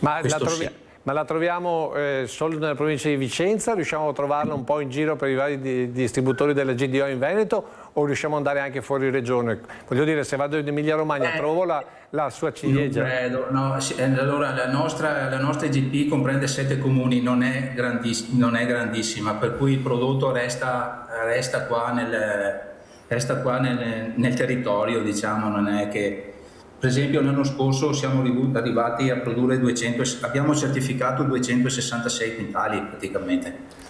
Che vuol dire, per chi non è del mestiere, la distribuzione fin dove può arrivare? Cioè, cosa vi chiede la GDO per avervi come fornitori? Sicuramente ci chiede anche una costanza del prodotto, e quello anche il problema. Cosa succede? Se io ci devi fornire tot ciliegie al giorno, non è così semplice. Succede una grandinata, cominciano le piogge e questo è un problema abbastanza importante, diciamo, ecco, non è semplice anche con la GDO, ci troviamo in difficoltà, non abbiamo anche la quantità elevata da poter soddisfare al 100% la grossa distribuzione, diciamo. Ecco, per ultimo facciamo vedere con il nostro Francesco Gerone e Mattia Pizzaia anche delle immagini che lei ci ha inviato, perché non produce solo ciliegie ma anche piccoli frutti, quindi l'idea insomma che un'azienda agricola si deve diversificare anche per quanto riguarda il settore frutticolo. Vediamo delle belle immagini. Cosa sono questi? Mirtilli, abbiamo cercato di avere dopo le ciliegie avere una continuazione, diciamo, e ci siamo messi con i mirtilli, è stata anche una bella esperienza, e vediamo anche che la gente, le persone cominciano ad apprezzarli, è un frutto abbastanza apprezzato, diciamo, e anche discorso salutistico, per cui abbiamo visto che viene venduto bene, e per cui ci siamo messi. Non è un frutto anche questo semplice da coltivare, perché richiede il terreno acido, un certo tipo di concimazione, però stiamo imparando e vediamo i risultati, insomma, ecco. Vendita a casa oppure anche questo in distribuzione? Ma questo cerchiamo di fare a vendita diretta, riusciamo per adesso con la vendita diretta, vediamo più avanti magari se ampliamo, ora magari non riusciamo a vendere tutto a casa e magari cominciare a avere qualche altro sbocco, diciamo. Come per altri frutticoltori, le faccio l'ultima domanda. In aree diverse, mi viene in mente l'Austria, addirittura c'è l'autoraccolta, per cui il cliente si raccoglie il sacchettino, si raccoglie il cestino e poi lo paga. È un'idea possibile qui da noi? Può essere, ho visto che qualcuno ha già cominciato a fare questo approccio, vediamo, potrebbe essere, ecco. Per esempio per la ciliegia non è semplice, ci sono delle varietà che si apprestano di più per la raccolta, viene la persona che non ha mai raccolto ciliegie, e ci sono varietà che sono più semplici da raccogliere, perché si vanno magari a rompere i mazzetti di maggio, così non è così. Se forse il mirtillo è più semplice la raccolta, potrebbe essere una bella idea anche per la nostra zona qua. Quindi insomma un meccanismo che abbina così il frutto, quindi la salubrità e la bontà di un prodotto, ha anche, ma perché no, un movimento turistico. Uno prende la bicicletta, si va a fare un giro, si va a prendere il cestino di frutti, magari si rimangia mentre pedala e passa una bella giornata, può essere un'alternativa. La lanciamo così perché secondo me questo è il nostro futuro. Presidente Passerini. Intanto salutiamo e ringraziamo il Presidente del Consorzio, grazie per essere stato in collegamento con noi, buona serata. Grazie a voi, buonasera, arrivederci.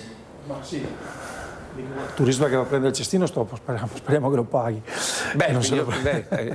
In Austria funziona così.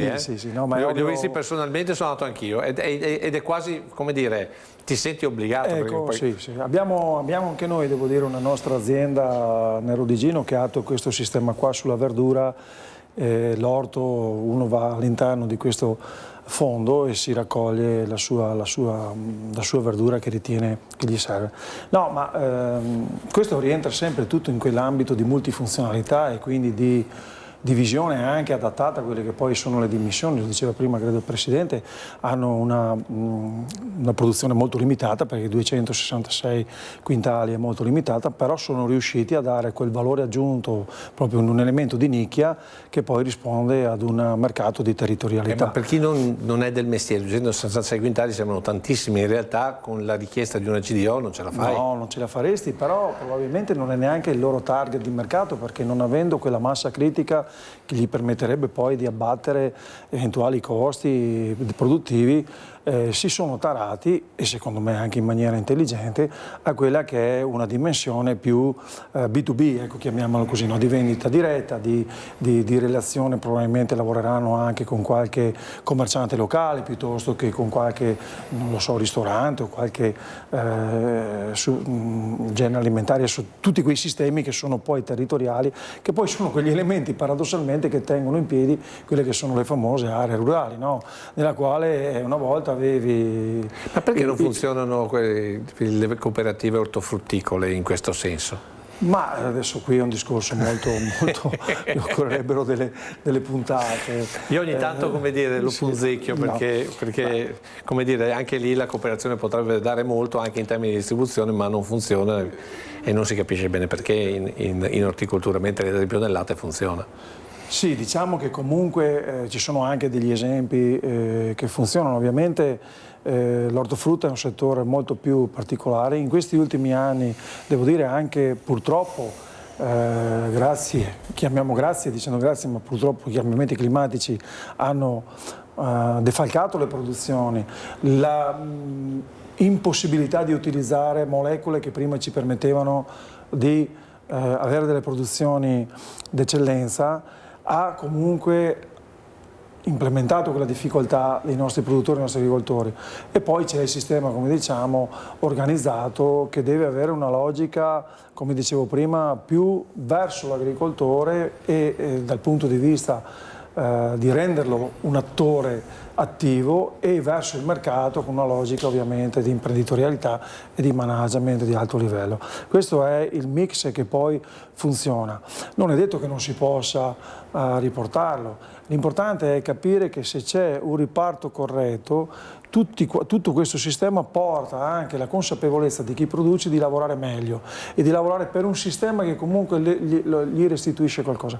Se non c'è questo, non c'è neanche una volontà nel poter migliorarsi. Quindi tutto quello che oggi viene messo in piedi dalle tecnologie, dall'innovazione, ad esempio tecnologica, digitale, pensiamo anche all'intelligenza artificiale, che sul tema ad esempio predittivo, quindi della gestione anche dei cambiamenti climatici, del prepararsi in maniera predittiva, può dare una mano. Ecco, sono tutti quegli elementi che, se non c'è un giusto reddito, fai fatica a far fare quel passo alle aziende. Qui ovviamente parliamo di una produzione di nicchia, ha un suo contesto. Lo diceva prima il Presidente, hanno avuto qualche difficoltà legate ai cambiamenti, però probabilmente ne usciranno. Diverso è quando, lo diceva lui stesso, ampli le produzioni, quindi hai bisogno anche di un mercato che ti recepisca quelle che sono le quantità che tu fai. E questo non può essere un elemento di ricatto. Il fatto che tu hai tanto e hai bisogno di qualcuno che te la venda, e a quel punto lì ti costringo al sottocosto. Dovrebbe essere un elemento, voglio dire, virtuoso. La filiera deve avere un obiettivo virtuoso, non speculativo.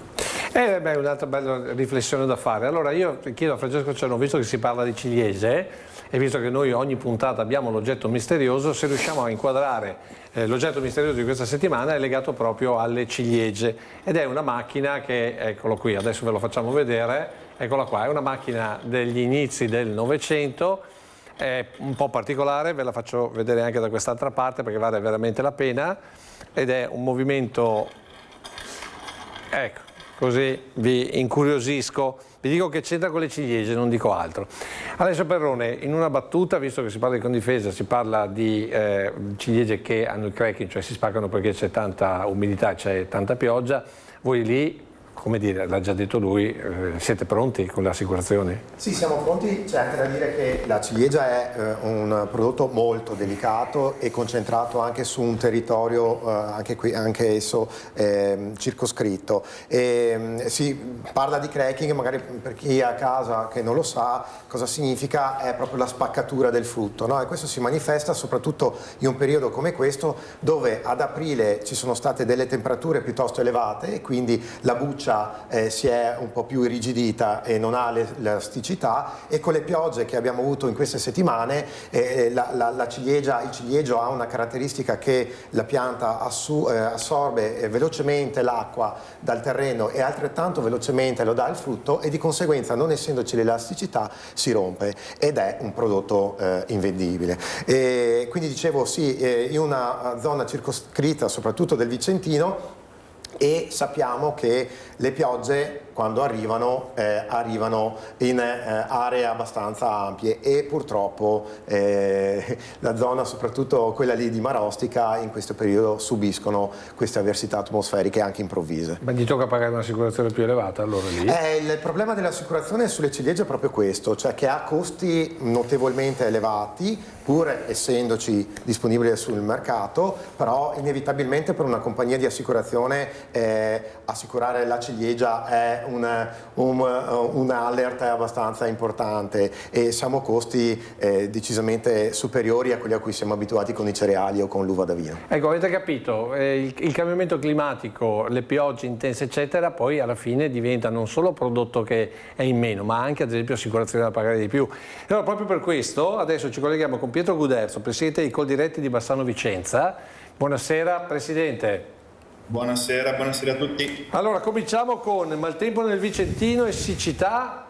Come andiamo? Perché da una parte abbiamo sentito che a Marostica piove tantissimo, dall'altra parte mi diceva quando ci siamo sentiti che invece un tema anche nel Vicentino è quello che manca l'acqua in altre parti.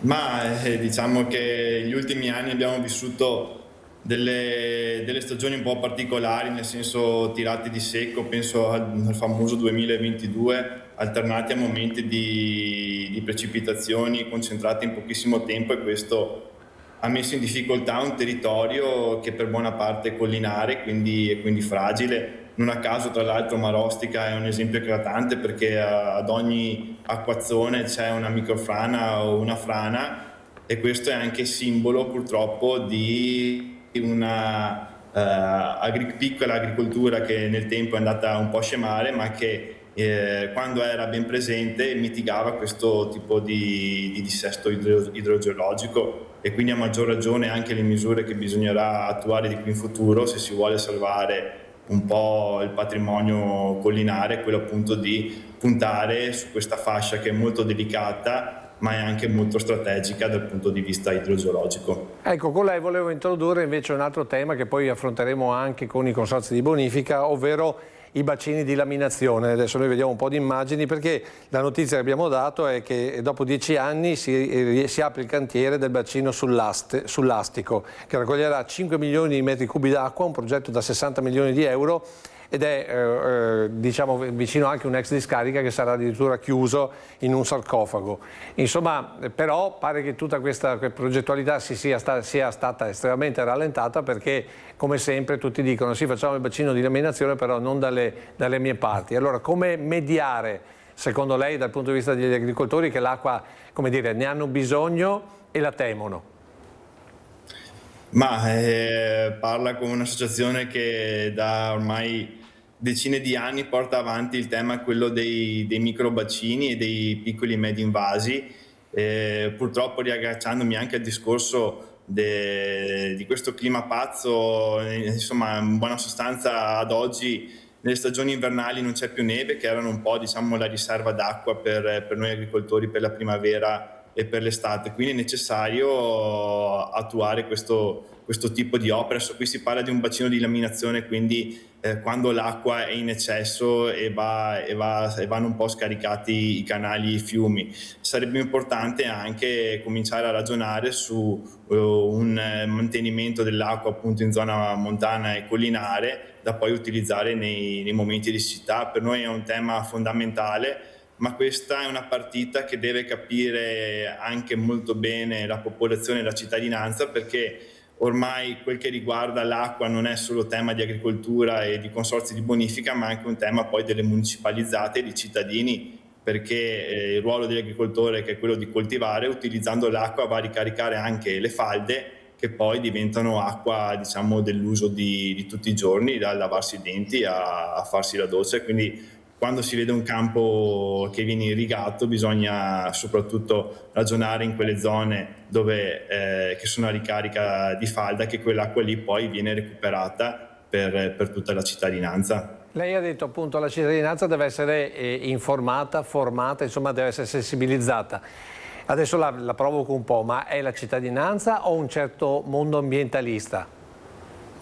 Ma questo onestamente di idee di persone che ragionano in maniera diversa è anche un po' il bello. Probabilmente è anche un po', diciamo, il ruolo dei consorzi di bonifica, che dovranno nel corso degli anni anche avere un tipo di comunicazione più incisiva nei confronti del cittadino. Il cittadino, quando le cose gliele spieghi A per tempo e B in maniera chiara e trasparente, capisce poi che il risvolto positivo non è solo per il mondo agricolo, ma anzi il mondo agricolo diventa mezzo per dare un risvolto ancora più positivo per loro stessi, perché poi l'acqua te ne accorgi solo nel momento in cui manca o in cui ce n'è troppa, e imparare ad avere una gestione corretta, diciamo, per tutta la filiera diventa fondamentale, anche perché poi i danni dei garage allagati, piuttosto che abbiamo visto anche gli anni passati, io sono vicentino, quindi ero un ragazzino quando ci fu l'alluvione a Vicenza e mi ricordo le barche, insomma, che giravano nelle piazze. Ecco, penso che sia più importante avere un meccanismo che preservi anche centri urbani che purtroppo, insomma, negli ultimi anni, anche con un po' di troppa cementificazione, si sono allargati, quindi certe opere diventano quantomeno indispensabili. Ecco, l'ultima battuta la riserviamo per un altro fatto che abbiamo rilevato questa settimana, ovvero i dati di Veneto Agricoltura, che evidenzia come negli ultimi 15 anni i mercati degli agricoltori siano quasi triplicati, e mi pare che il Vicentino sia anche una punta di diamante. Siamo passati dai 44 nel 2009 ai 122 nel 2024, più 170%. Insomma, il mercato, il contatto diretto tra produttore e consumatore diventa sempre più vincente anche nel Vicentino.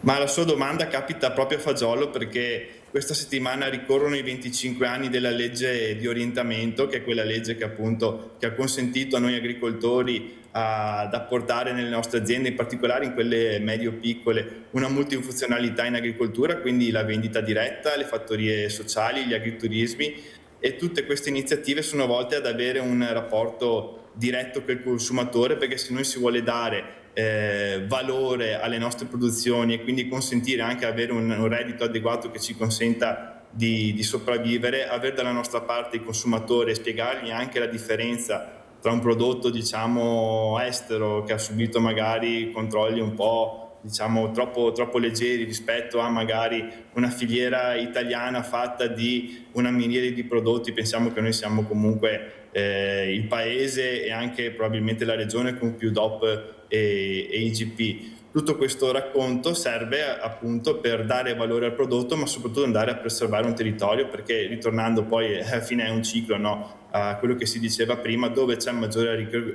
agricoltura c'è minor dissesto idrogeologico. Anche qui, quando compri locale, non stai solo comprando un prodotto, ma stai comprando anche un pezzo di preservazione di quel territorio che, se abbandonato, causerebbe danni.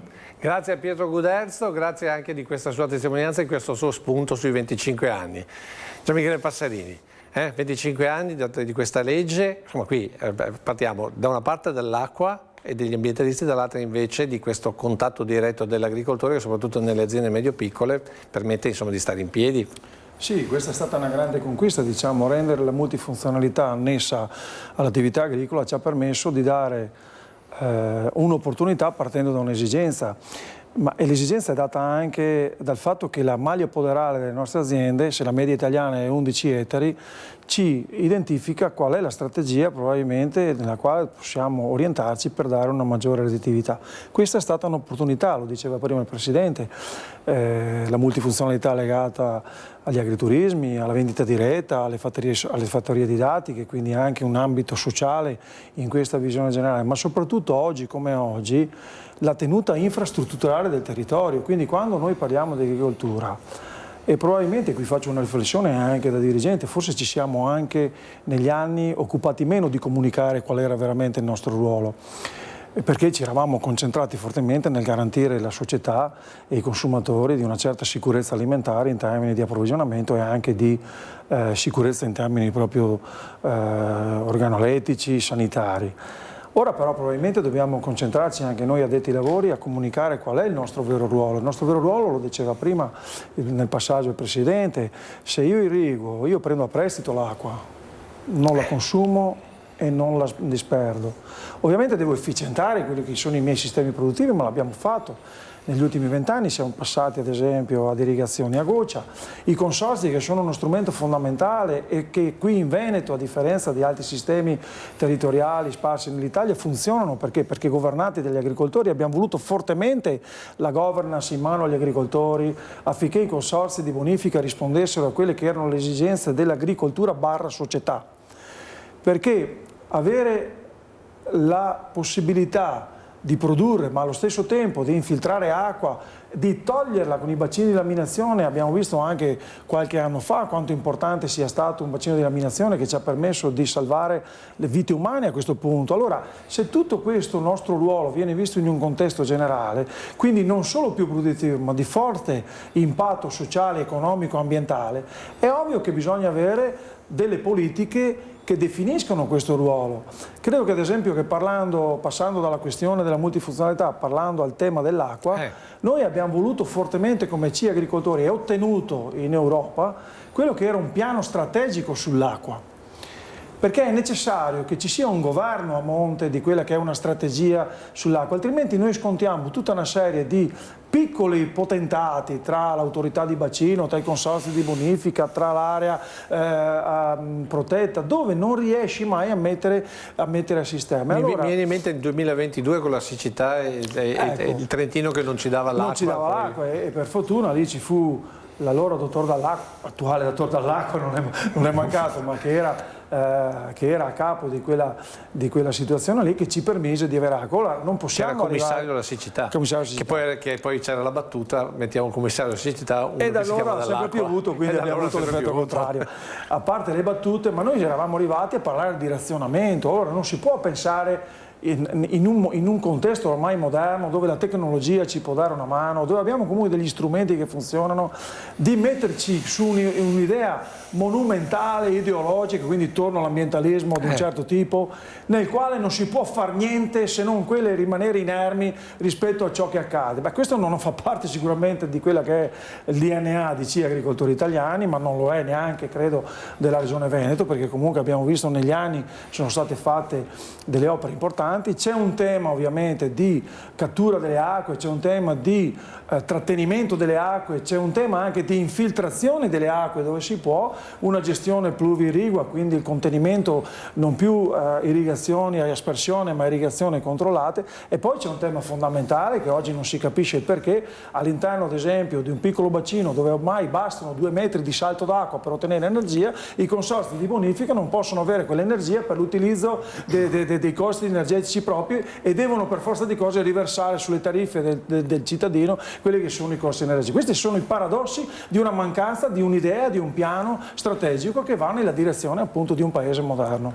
Senta, lei è sempre il nostro uomo a Roma, sta cosa qua come riusciamo a declinarla nei palazzi romani? Ma qui c'è un grande lavoro. E che poi torni come legge, come regolamento, no, qui come devo dire che qui c'è un grande lavoro di ANBI nazionale, ma anche ANBI Veneto, che sta operando in questa direzione, cercando di sensibilizzare la politica sulla necessità di un piano acque. Noi abbiamo, per dire, un problema, lo diceva, ho avuto un'interlocuzione con il commissario dell'acqua, noi abbiamo un problema nelle nostre dighe, ad esempio del centro-sud, che sono piene di terra e quindi dimezziamo quella che è la capacità di portata d'acqua, che potrebbero essere utilizzate, ditemi voi se non è essere ambientalisti nell'ottenere acqua da un salto d'acqua, quindi scusate, energia da un salto d'acqua, quindi energia idroelettrica che è totalmente circolare.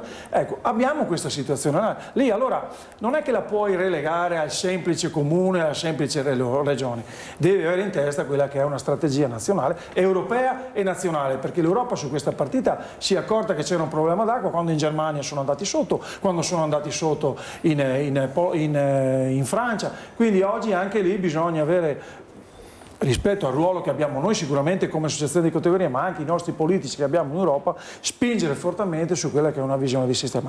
Anche perché, torno a dire, oggi il problema della sovranità alimentare non è italiano, è europeo, e con ciò che sta accadendo oggi nel mondo, arrivare ad avere sempre più una sovranità alimentare e quindi l'acqua è indispensabile per produrre e una sovranità energetica. Quando uno dice sovranità alimentare, mia zia capisce poco, vuol dire poter avere un minimo di produzione interna, avere almeno una minor dipendenza dall'estero o dai sistemi mondiali di quelli che sono in questo caso le produzioni alimentari, ma anche energetiche, perché se pensiamo oggi cosa sta succedendo a Hormuz e se vediamo a quanto è la benzina e il gasolio, quindi per i nostri agricoltori siamo in un ambito di un 2026 che ci preoccupa. Fallimento della globalizzazione?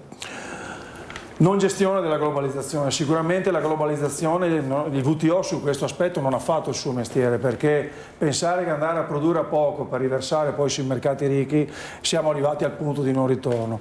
Doveva probabilmente essere gestito meglio, il multilateralismo è fallito, Trump ne è stato un esempio muscolare con il bilateralismo. Devi stare attento perché non tutti gli accordi funzionano. Il CETA ad esempio ha funzionato, il CETA è stato un accordo funzionato, l'India abbiamo ottenuto alcune clausole per i quali non mettiamo a rischio i nostri settori, il Mercosur è un accordo che per fortuna per la prima volta l'agricoltura ha battuto un colpo nel quale rischiavamo, soprattutto anche qui in Veneto, di avere delle contrazioni sul sistema zootecnico, perché ovviamente in un paese dove la manodopera e le regole sono diverse dalle nostre, quello che hanno da offrire. Parliamo di Argentina e Brasile sulla produzione della carne. Della parte sudamericana. Però allora adesso io volevo tornare a bomba sul tema dell'acqua, sul tema della gestione dell'acqua e soprattutto sul tema dei consorzi di bonifica, perché dovremmo avere con noi Nazareno Paganizza, direttore del consorzio di bonifica Bacchiglione. Buonasera. Dovrebbe attivare, mi pare, l'audio perché non la sentiamo, vediamo se riesce a attivare l'audio. Perché da lei, ecco qua. Senta, ci racconta ai nostri telespettatori come mai voi di fatto avete salvato il progetto dell'ospedale di Padova. Allora, questo, come dire, mi riallaccio al convegno che c'è stato 2 giorni fa a Legnaro, dove organizzato dal Consorzio di Bonifica, e questo convegno aveva come titolo, come tema, la sinergia tra gli enti del territorio. E questo credo sia, come dire, la carta vincente per affrontare le difficoltà che stiamo vivendo sia dal punto di vista geopolitico che dal punto di vista climatico, le difficoltà che viviamo in questo periodo.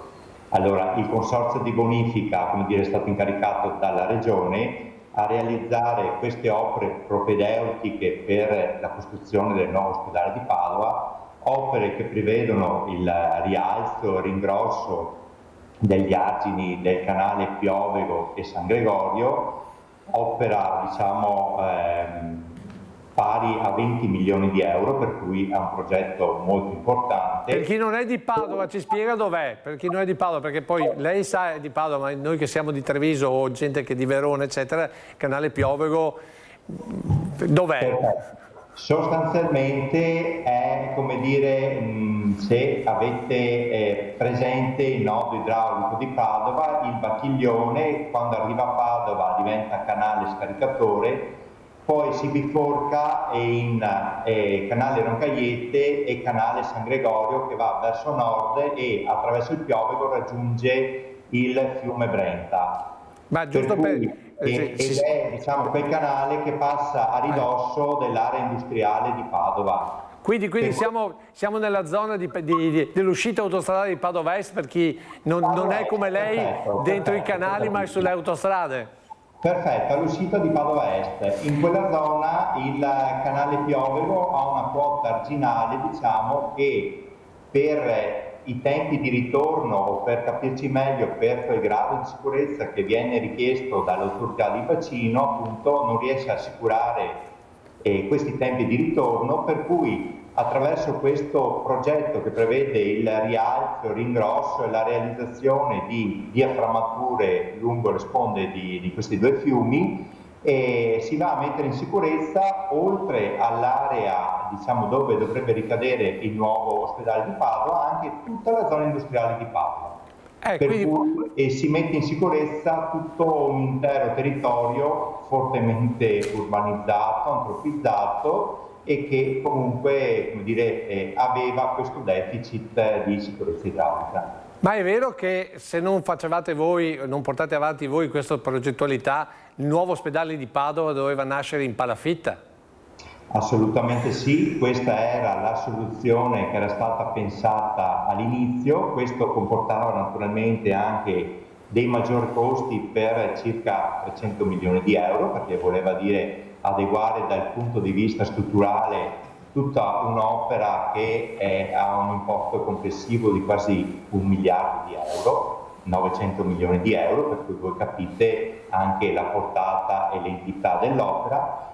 per cui attraverso questa intuizione data dagli enti che agiscono sul territorio, appunto, si è arrivata a questo tipo di soluzione, e visti anche i tempi stretti per la realizzazione, la Regione Veneto ha pensato, attraverso la sottoscrizione di una convenzione che è stata firmata nel novembre dell'anno scorso, fine anno del 2025, è stata firmata appunto questa convenzione, dove ci ha incaricati come Consorzio Bonifica alla realizzazione del progetto e alla progettazione e alla realizzazione delle opere previste dal progetto. Beh, insomma, è una notizia. Voi avete di fatto salvato la progettualità dell'ospedale di Padova, che è un ospedale che diventerà sicuramente un punto di riferimento per tutto il Veneto, per cui grazie a nome di tutti i veneti di aver salvato l'ospedale e soprattutto di aver regimentato non solo l'ospedale ma anche tutta l'area industriale, perché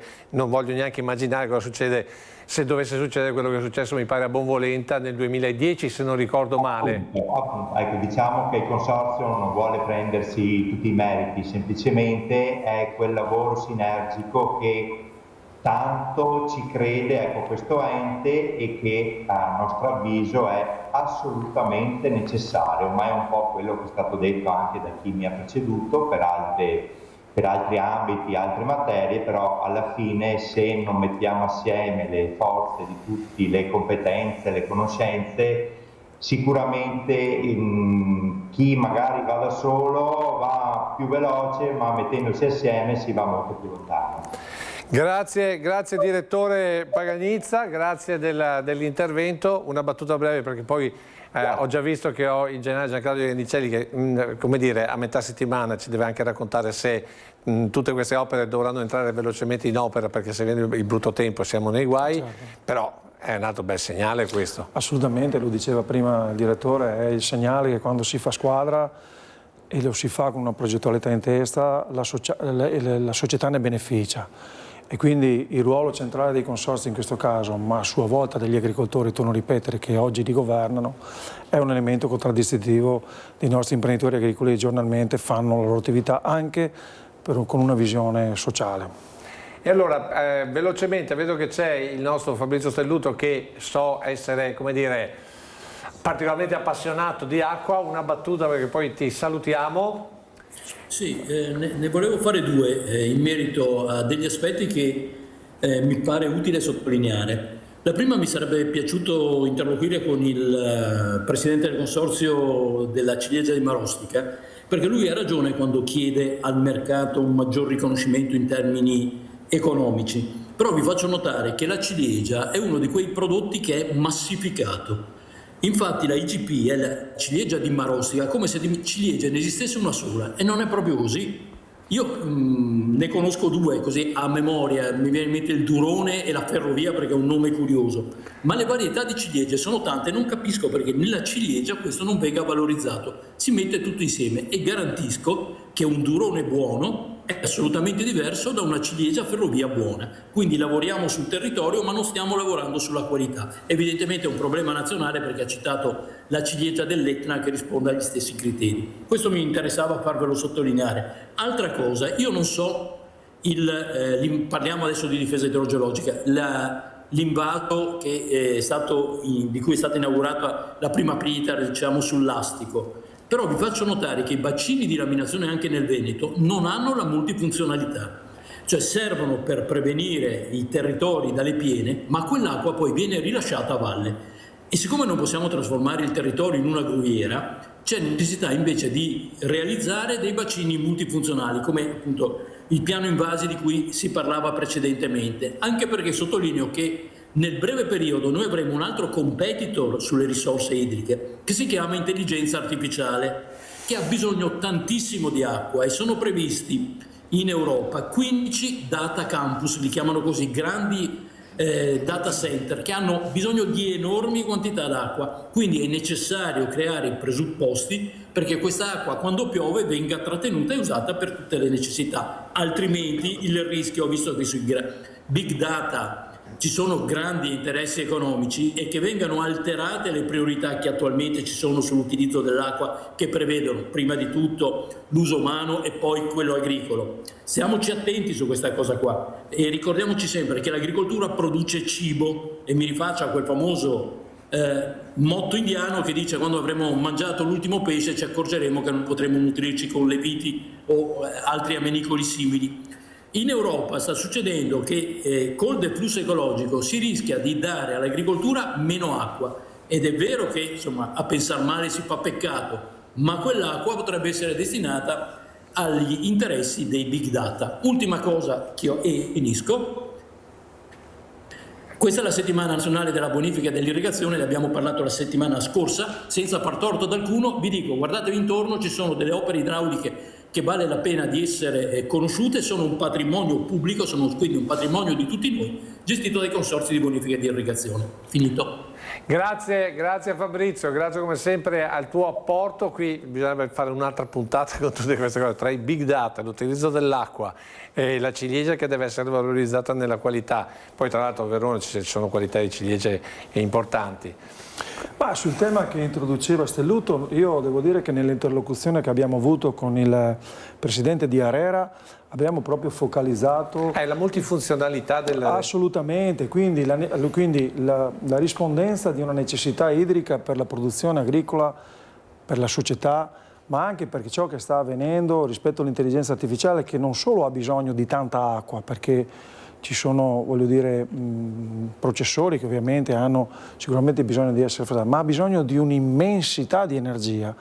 E quindi all'ente regolatore abbiamo sottoposto questa questione qua, quindi la centralità della multifunzionalità di bacini. Io prima parlavo di un bacino che potesse fare energia su un salto d'acqua, ma siamo lì, cioè siamo in quella logica lì, quindi è ovvio che però non la puoi vedere all'interno di un contesto singolo, perché poi ad esempio dovresti rivestirla di quella che è una legge sul consumo del suolo.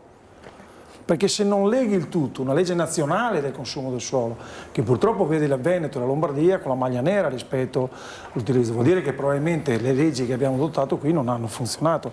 Allora vedete, lo dicevamo prima, ci vogliono competenze, ci vuole politica, strategia, ci vuole sistema, e tutto quello che va messo dentro un sistema che parta da là e arriva alla Z, altrimenti facciamo dei piccoli pezzi che poi si interrompono. Allora, visto che siamo a buon punto con la trasmissione, cerchiamo di capire nel frattempo che cerchiamo di mettere a regime, diciamo così, gli impianti e le gestioni dell'acqua, come andrà il tempo per i prossimi giorni, almeno fino a venerdì, quando normalmente abbiamo le previsioni del nostro Giancarlo Iannicelli nei telegiornali e nel settimanale di agricoltura. Generale, intanto buonasera. Buonasera a tutti voi. Allora, come andrà il tempo? Dobbiamo aspettarci delle grandinate? No, volge al bello, adesso c'è un periodo di stabilità, un'alta pressione, ecco, si sistema proprio su di noi, impedirà il passaggio dei sistemi perturbati, quindi abbiamo un periodo di calma. Inoltre, dopo le temperature che si sono abbassate, sono andate al di sotto della norma nei giorni scorsi, ecco, vedete alla carta quest'alta pressione, il centro è localizzato a nord delle Alpi, quindi ci interessa direttamente, vedete le perturbazioni che scorrono alte e poi ricadono, diciamo, vengono verso sud, ma sulla penisola balcanica. Questo vuol dire tempo stabile, vuol dire sole, però vuol dire un'altra cosa, che diciamo, ecco, l'instabilità del clima. Da temperature nettamente inferiori alla media nei giorni scorsi, adesso velocemente raggiungeremo i 32-33 gradi di domenica. Siamo in tema agricoltura, diventa sempre più difficile veramente per l'imprenditore agricolo far fronte a questi cambiamenti che saranno sempre più, come dire, più evidenti e più frequenti, con fenomeni anche intensi. È un fenomeno stranissimo, ne abbiamo visti in questi ultimi anni, però a maggio, i primi di maggio, la scorsa settimana, questa grandinata fortissima, ecco, le grandinate una volta avvenivano d'estate quando l'aria calda si scontrava con aria più fredda, e invece in maggio, insomma, è difficile. Sono tutte instabilità pericolose per chi poi purtroppo deve avere a che fare con produrre produrre in agricoltura. Si diceva prima, bisogna far fronte a questa situazione, si può parlare di grandi progetti, di rivedere certi nostri comportamenti, ma sono tutte teorie che poi non si sa quando e se porteranno dei cambiamenti. Bisogna fare i conti con quello che sta succedendo. Ecco, vedere cosa sta succedendo e prendere delle soluzioni che facciano sì che insomma queste instabilità creino meno problemi. Ecco. Quindi allagamenti, temperature che saltano, rivedere i parametri delle progettazioni per far scorrere l'acqua, che è sempre abbondante, però in modo diverso dei scorsi anni, dei scorsi decenni. L'acqua cade, la pioggia è la stessa, forse di più, però si concentra magari in pochi giorni, quindi serve a poco anche in agricoltura. Quindi recuperare l'acqua, i bacini di contenimento, di laminazione, e bisogna fare i conti con questa situazione. Inutile che vediamo troppo avanti, bisogna vedere avanti, sì, ma intanto vedere quello che sta succedendo adesso, correre ai ripari, perché questi fenomeni di instabilità, non voglio ricordare Vaia, veramente cose straordinarie che nessuno si aspettava, insomma, un uragano sulle Alpi, non era nessun libro scientifico che... Generale, prego? Ecco, giusto per concludere, da quanti anni è che lei sta facendo previsioni? Per previsione a me sono più di 50 anni, come dire, se si diventa esperti in meteorologia, devo dire, ma veramente che sono 50 dal 74, quindi 52 anni e ancora non ci capisco niente adesso, con questi cambiamenti, voglio dire. Ecco, generale, ma in 52 anni un cambiamento repentino così del clima, passiamo a maggio con le grandi... Ma infatti questi cambiamenti in meteorologia, nella storia della Terra ci sono state glaciazioni, scioglimento di ghiacciai e quant'altro, e il problema è che io, per esempio, che ho 50 anni e 52 anni a Treviso, ho avuto modo, ecco, con la sensibilità, mi rifaccio un po' al contadino, no? che tocca la terra con le mani e sente qualcosa che non va, così pure con le temperature. Già 30-35 anni vedevo che le temperature erano diverse, il clima stava cambiando, e all'inizio si guardava con sospetto, anzi ma no, e invece ecco, sentivo che c'era questo cambiamento, e il cambiamento c'è stato perché possiamo contestare, possiamo ragionare sul perché di questi cambiamenti, ognuno può dire la sua, il mondo scientifico, altri che non credono e quant'altro, però il cambiamento, diciamo, questa modifica del clima c'è evidente, ripeto, abbiamo portato alcuni fatti, vediamo delle precipitazioni e delle temperature, e quindi bisogna attrezzarsi, come dire, con semplicità, ma bisogna attrezzarsi bene, perché sennò i danni potrebbero essere anche irreparabili, ecco. Quindi come dire, iniziamoci, mi permetta la battuta, il tempo, ripeto, ormai fra il 1° giugno inizierà dal punto di vista meteorologico l'estate, quindi inizia una bella stagione, fortunatamente da oggi, da ieri già, il tempo si stabilizza, potremmo avere anche la prossima settimana qualche momento di piccola instabilità, piccolo annuvolamento,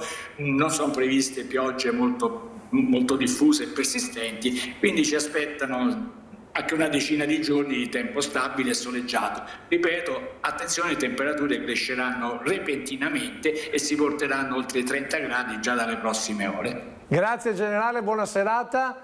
E siccome il tempo scivola via velocemente, andiamo direttamente all'altro collegamento, l'ultimo previsto oggi, scusate ma veramente stiamo andando via velocemente, con Angelo Cancellier, direttore di CIA Venezia. Direttore, ha sentito bel tempo, temperature in crescita, quindi sabato grande festa a Rosolina per dare una mano invece al settore ittico. Buonasera a tutti. Buonasera Lucio, buonasera ai tuoi ospiti in sala e al mio vicepresidente nazionale Gianmichele Passarini. E sì, sabato con la nostra associazione Pescagri CIA, saremo appunto a Rosolina con questa bellissima iniziativa che si realizzerà in 2 giorni, sabato e domenica, proprio sul tema della pesca e su tutti i risvolti, soprattutto informativi e conoscitivi, delle innumerevoli qualità che ha questo settore. Ecco, ma perché avete fatto questa iniziativa e soprattutto come si può raggiungere, nel senso, è aperta a tutti?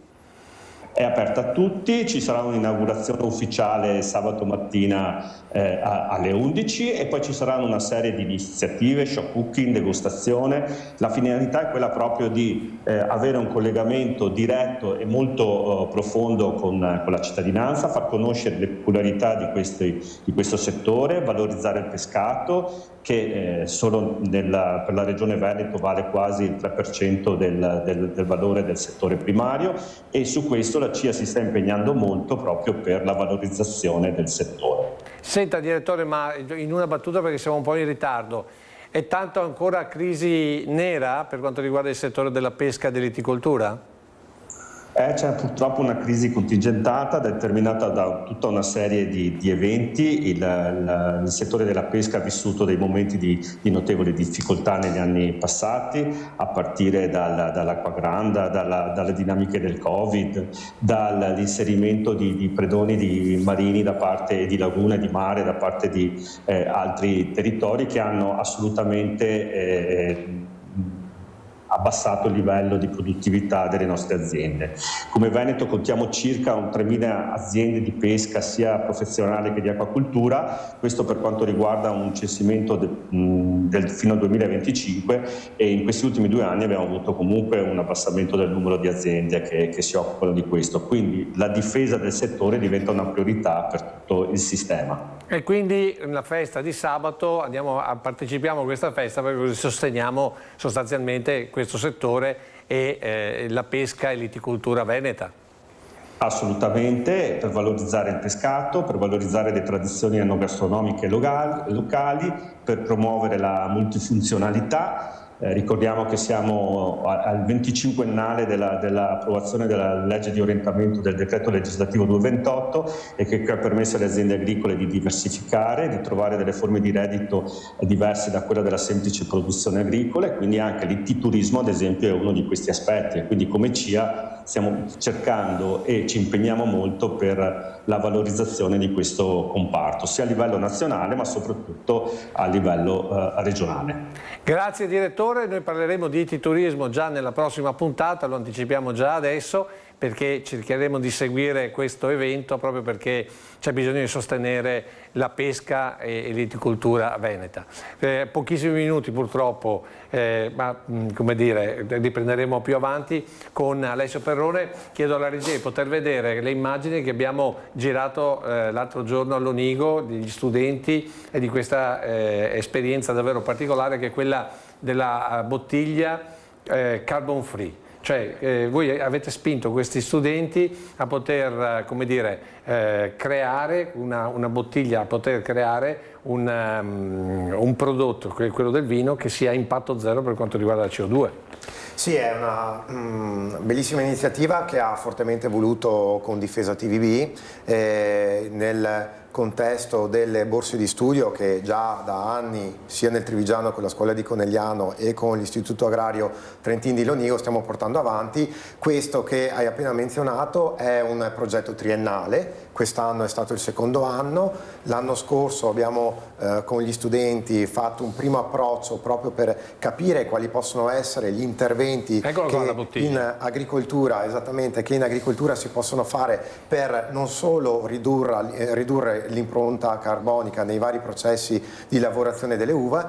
Quest'anno invece ci siamo più concentrati sui processi di vinificazione, quindi ridurre l'anidride carbonica nell'atmosfera significa utilizzare dei sistemi, dei lieviti che riducano la quantità di corrente elettrica e quindi utilizzata solitamente per l'abbassamento delle temperature, quindi lieviti a temperatura quasi ambiente.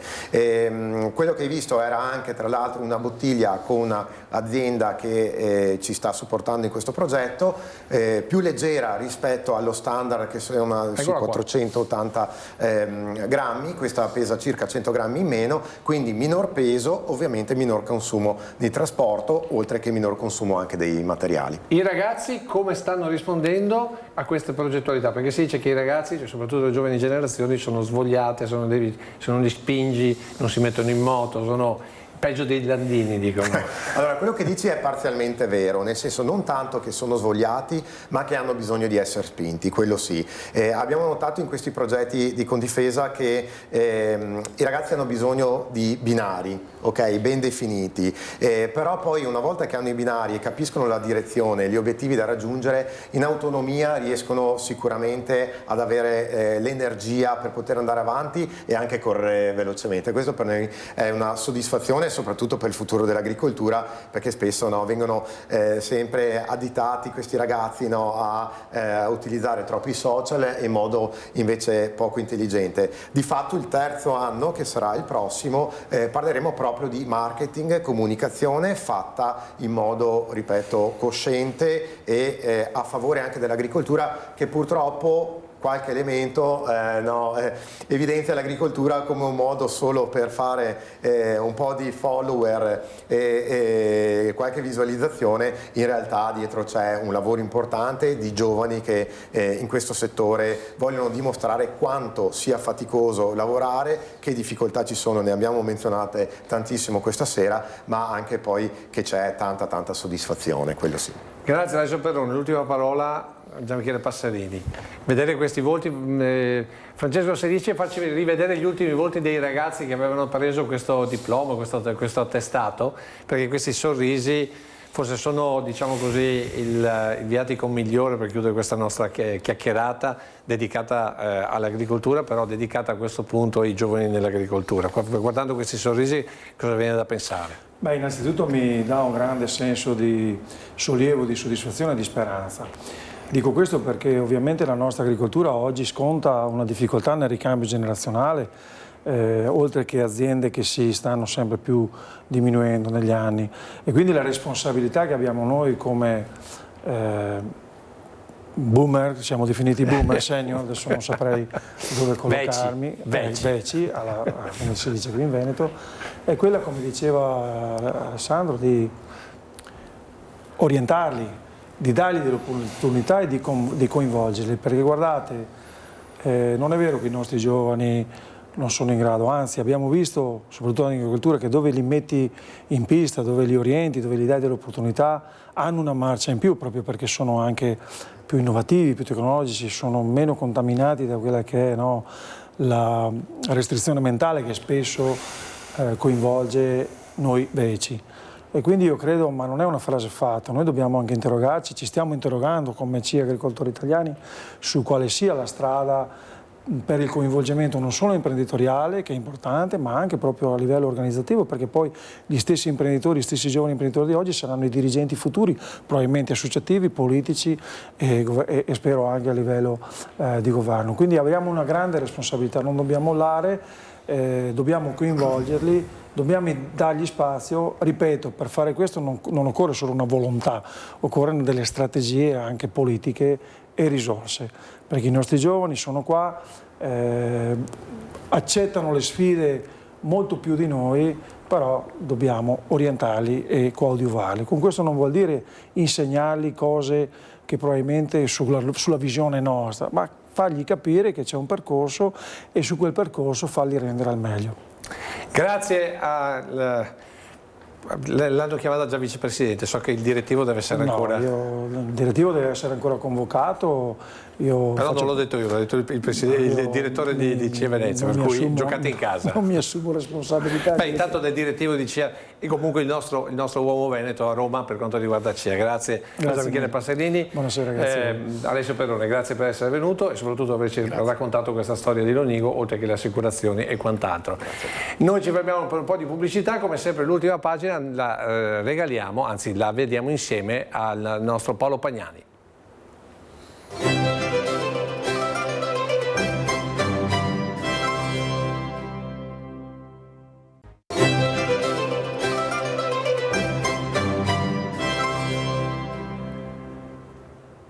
Eccoci qua con l'agenda delle opportunità, terza parte di Agricoltura di Sera. Avete visto, abbiamo toccato veramente diversi aspetti, devo dire sono ancora colpito sia per quanto riguarda il discorso dell'ospedale di Padova e delle del fatto che doveva andare in palafitta, e poi naturalmente questo tema del TFR che interessa veramente tutti quanti, non solo il mondo dell'agricoltura. Però siamo con Paolo Pagnani.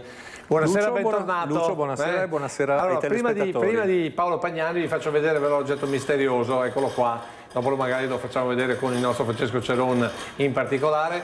Secondo te cos'è?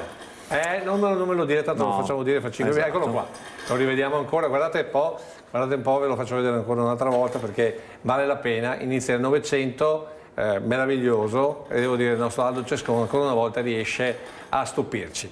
Detto questo, Paolo Pagnani, stupiscici anche tu questa volta parlandoci di api. Perché? Sì, parliamo di api perché oggi è la giornata mondiale delle api. È stata fissata e definita dall'ONU ancora molti anni fa. Miele per tutti. Miele per tutti, ma non solo miele, perché le api sono importanti per noi per un sacco di cose e sono degli importanti indicatori ambientali.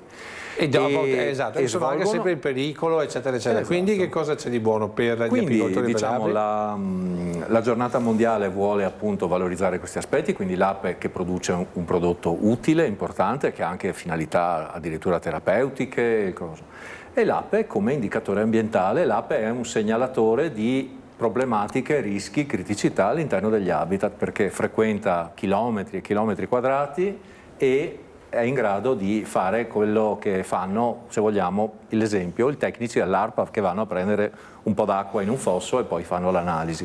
L'ape è un piccolo ARPA, ecco, mettiamolo così. E quindi è importantissimo per noi, lo sapevamo però, e per tutta questa cosa, che cosa c'è di buono per api e soprattutto apicoltori, economicamente parlando? Ci sono ovviamente dei risultati che l'agenda delle opportunità vuol dire questo. L'agenda delle opportunità, allora la prima cosa è una piccola panoramica su quelli che sono gli interventi della Regione Veneto. La Regione Veneto sta investendo molto nel settore apistico dal punto di vista di una filiera produttiva e dal punto di vista anche di questo ruolo ambientale. Il piano di sviluppo rurale vuole valorizzare il ruolo ambientale degli agricoltori e l'ape è sicuramente un grande testimone di questa cosa. Ma questo sito qui è quello della Regione? Esatto, io vi ho messo proprio Francesco, il sito. Ce lo fai rivedere un attimo che è veramente organizzato, veramente molto bene. Vedi, per esempio finanziamenti, Centro regionale per l'apicoltura, di cui parliamo dopo. Quindi è www.regione.veneto.it. Esatto, poi si va nella parte agricola e nella parte agricola c'è il quadro che vediamo, apicoltura. Quindi anche per i nostri telespettatori, sia agricoltori che non agricoltori, perché l'interesse c'è anche per chi non ha una boomer, tipo il sottoscritto, che se tu gli dici le cose chiare magari va a cercare, si digita www, però poi si va a leggere le cose. Molti sono in pensione, non ci stanno andando e quindi di conseguenza hanno tutto il tempo per potersi leggere questa cosa. Un'altra cosa su cui la Regione ha investito in maniera molto importante è stata quella di creare un centro di referenza nazionale per l'apicoltura, dove all'Istituto Zooprofilattico delle Venezie, quindi a Padova, a Legnaro. E lì che cosa è succede? Un istituto che si occupa, eccolo qua, lo vediamo, di varie cose, tutta la parte sanitaria, la sperimentazione e promozione di modelli di allevamento e anche la formazione e addestramento degli operatori. E gestisce tra l'altro anche l'inventario e il patrimonio apistico del coso. Interessante, poi ho visto che c'è giù il sito anche lì, www. Quindi se io voglio qua ho messo anche così la pagina dell'Istituto Zooprofilatico. Noi sappiamo che l'Istituto Zooprofilatico ha un sacco di centri di referenza importanti. La settimana scorsa abbiamo parlato di quello sulle terapie assistite dagli animali. Questo è un altro centro di referenza. Quindi ancora una volta il rapporto tra uomo e animale sotto diagnosi e controllo delle malattie dell'alveare, batteri, ascomiceti, microsporoidi, queste sono tutte le coleotteri, calabroni.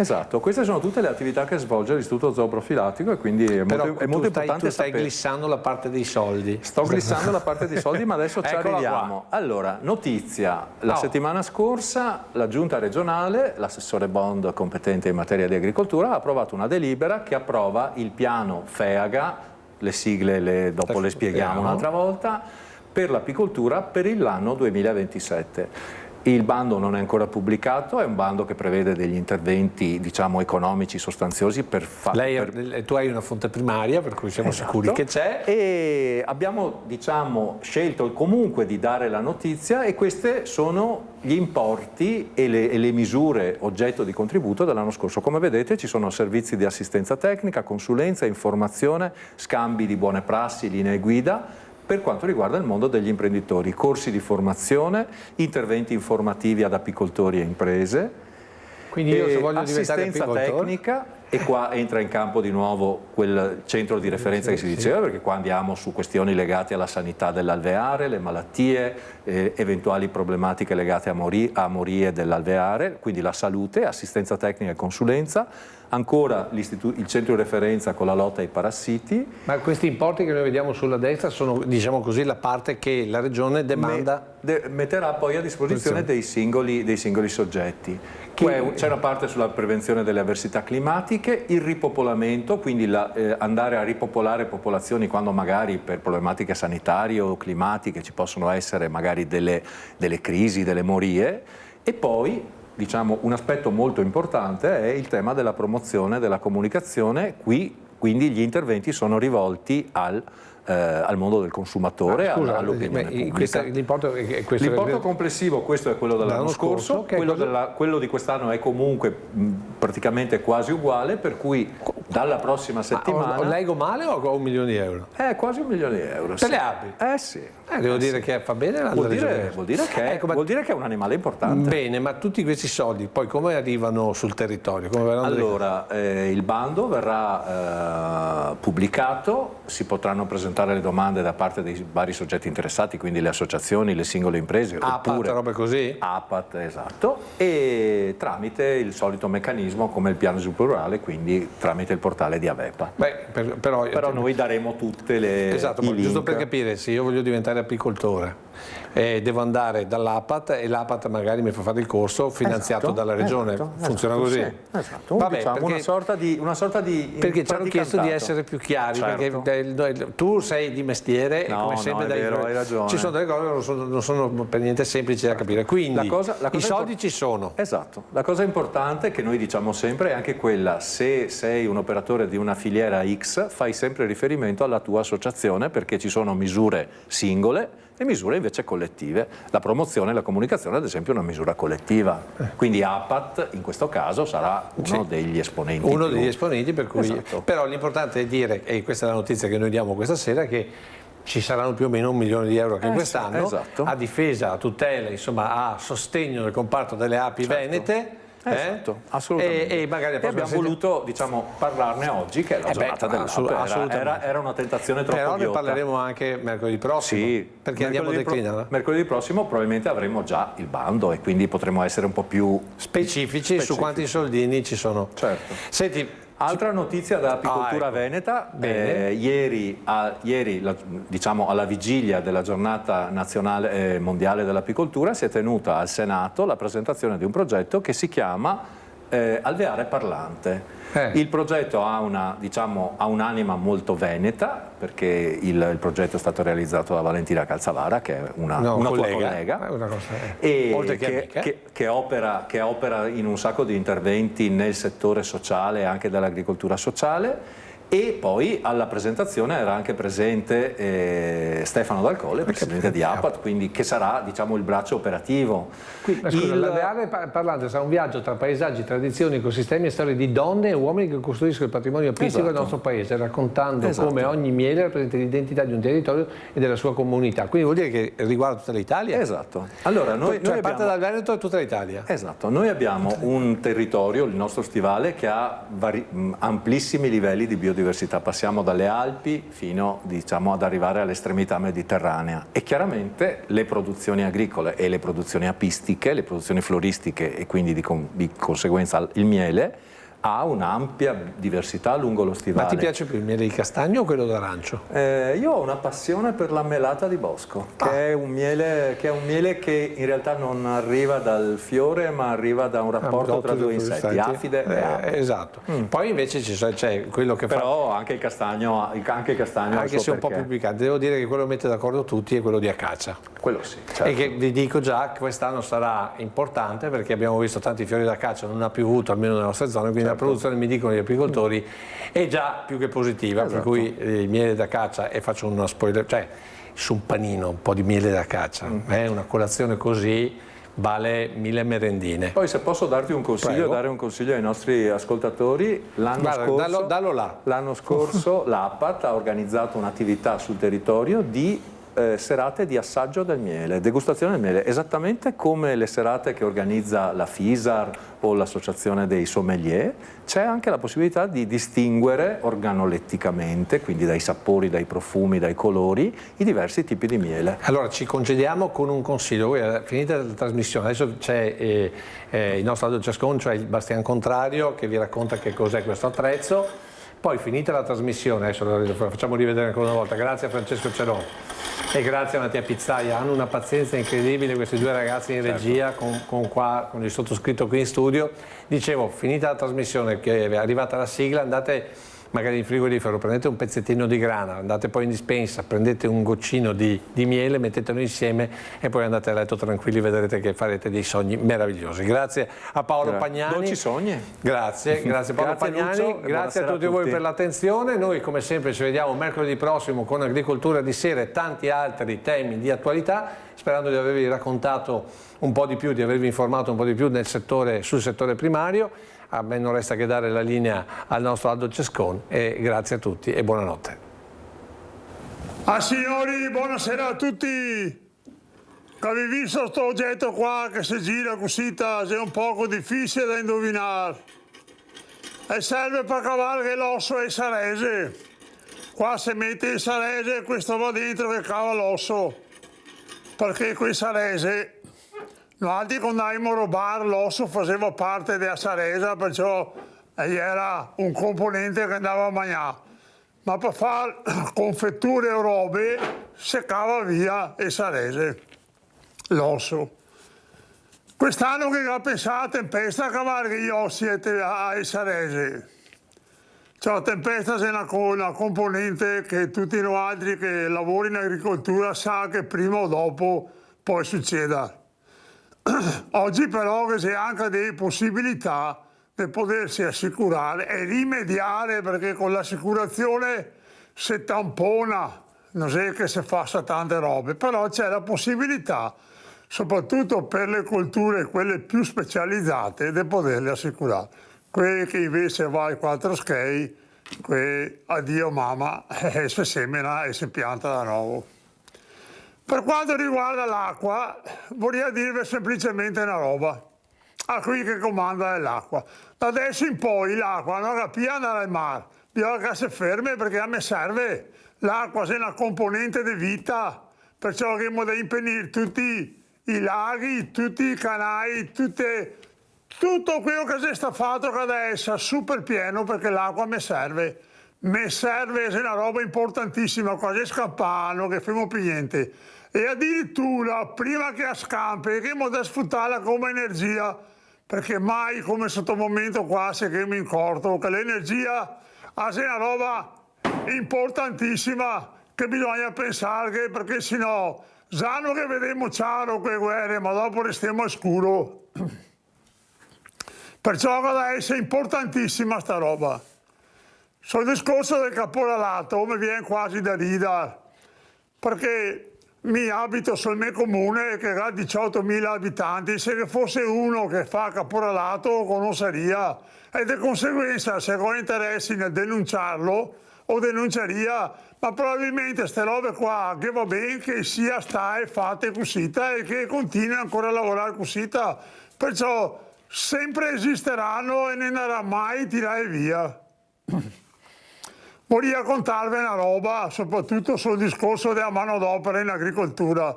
Nel 1976 mio e mio papà lavoravamo in un fondo a mesadria di 14 ettari. dove che 4 era destinati a Beusera, facevamo mie quintali di uva. Dopo il terzo giorno che vendevamo, si venuti quelli dell'ufficio del lavoro, e là i tosati si scappati per i campi in mezzo a noce, ma le persone più anziane che beccate tutte. E mi ha toccato andare in cucina e far conti i colori. I conti sono stati talmente pesanti che come che se andai via, quando che abbiamo finito a vendere male, e che abbiamo cavato tutte le vite.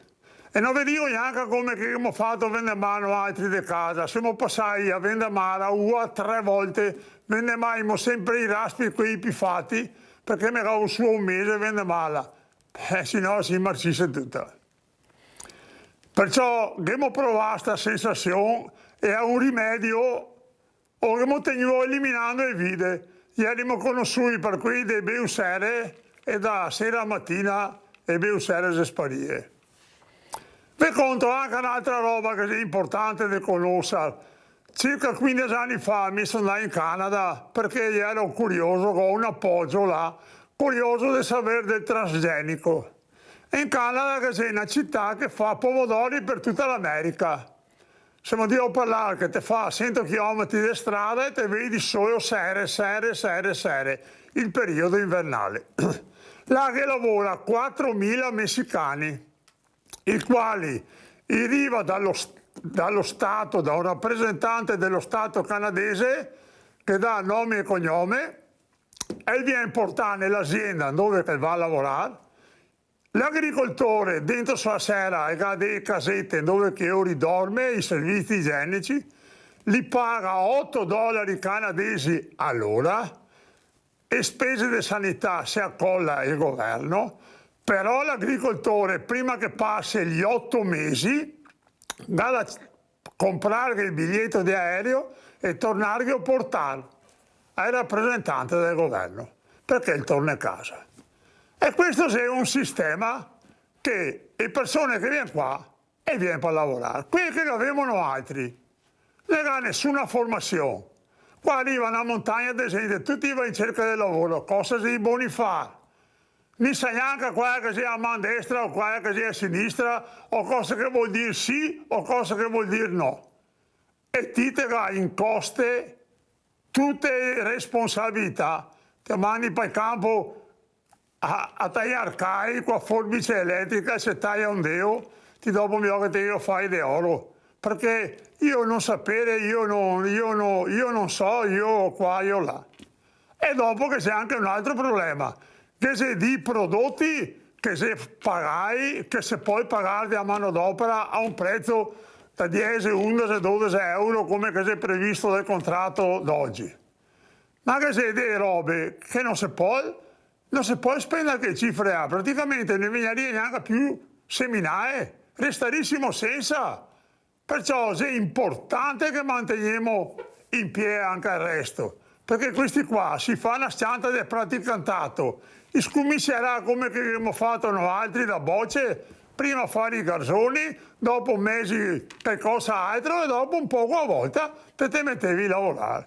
Questa è una roda di vita, non è una roda che vuoi inventarmi. Ecco questo, signori, cosa voglio che vi dica. Per stasera vi dico buonasera. Stemmi bene, però vorrei che qua ho un libro di qui che pesa. E tutti quelli che sbagliano, soprattutto quelli dell'acqua, soprattutto quelli che rincarà a dose della tempesta, soprattutto certe persone, scriviamo il nome e dopo timbremo. Buonanotte a tutti, che Dio vi mandi buona.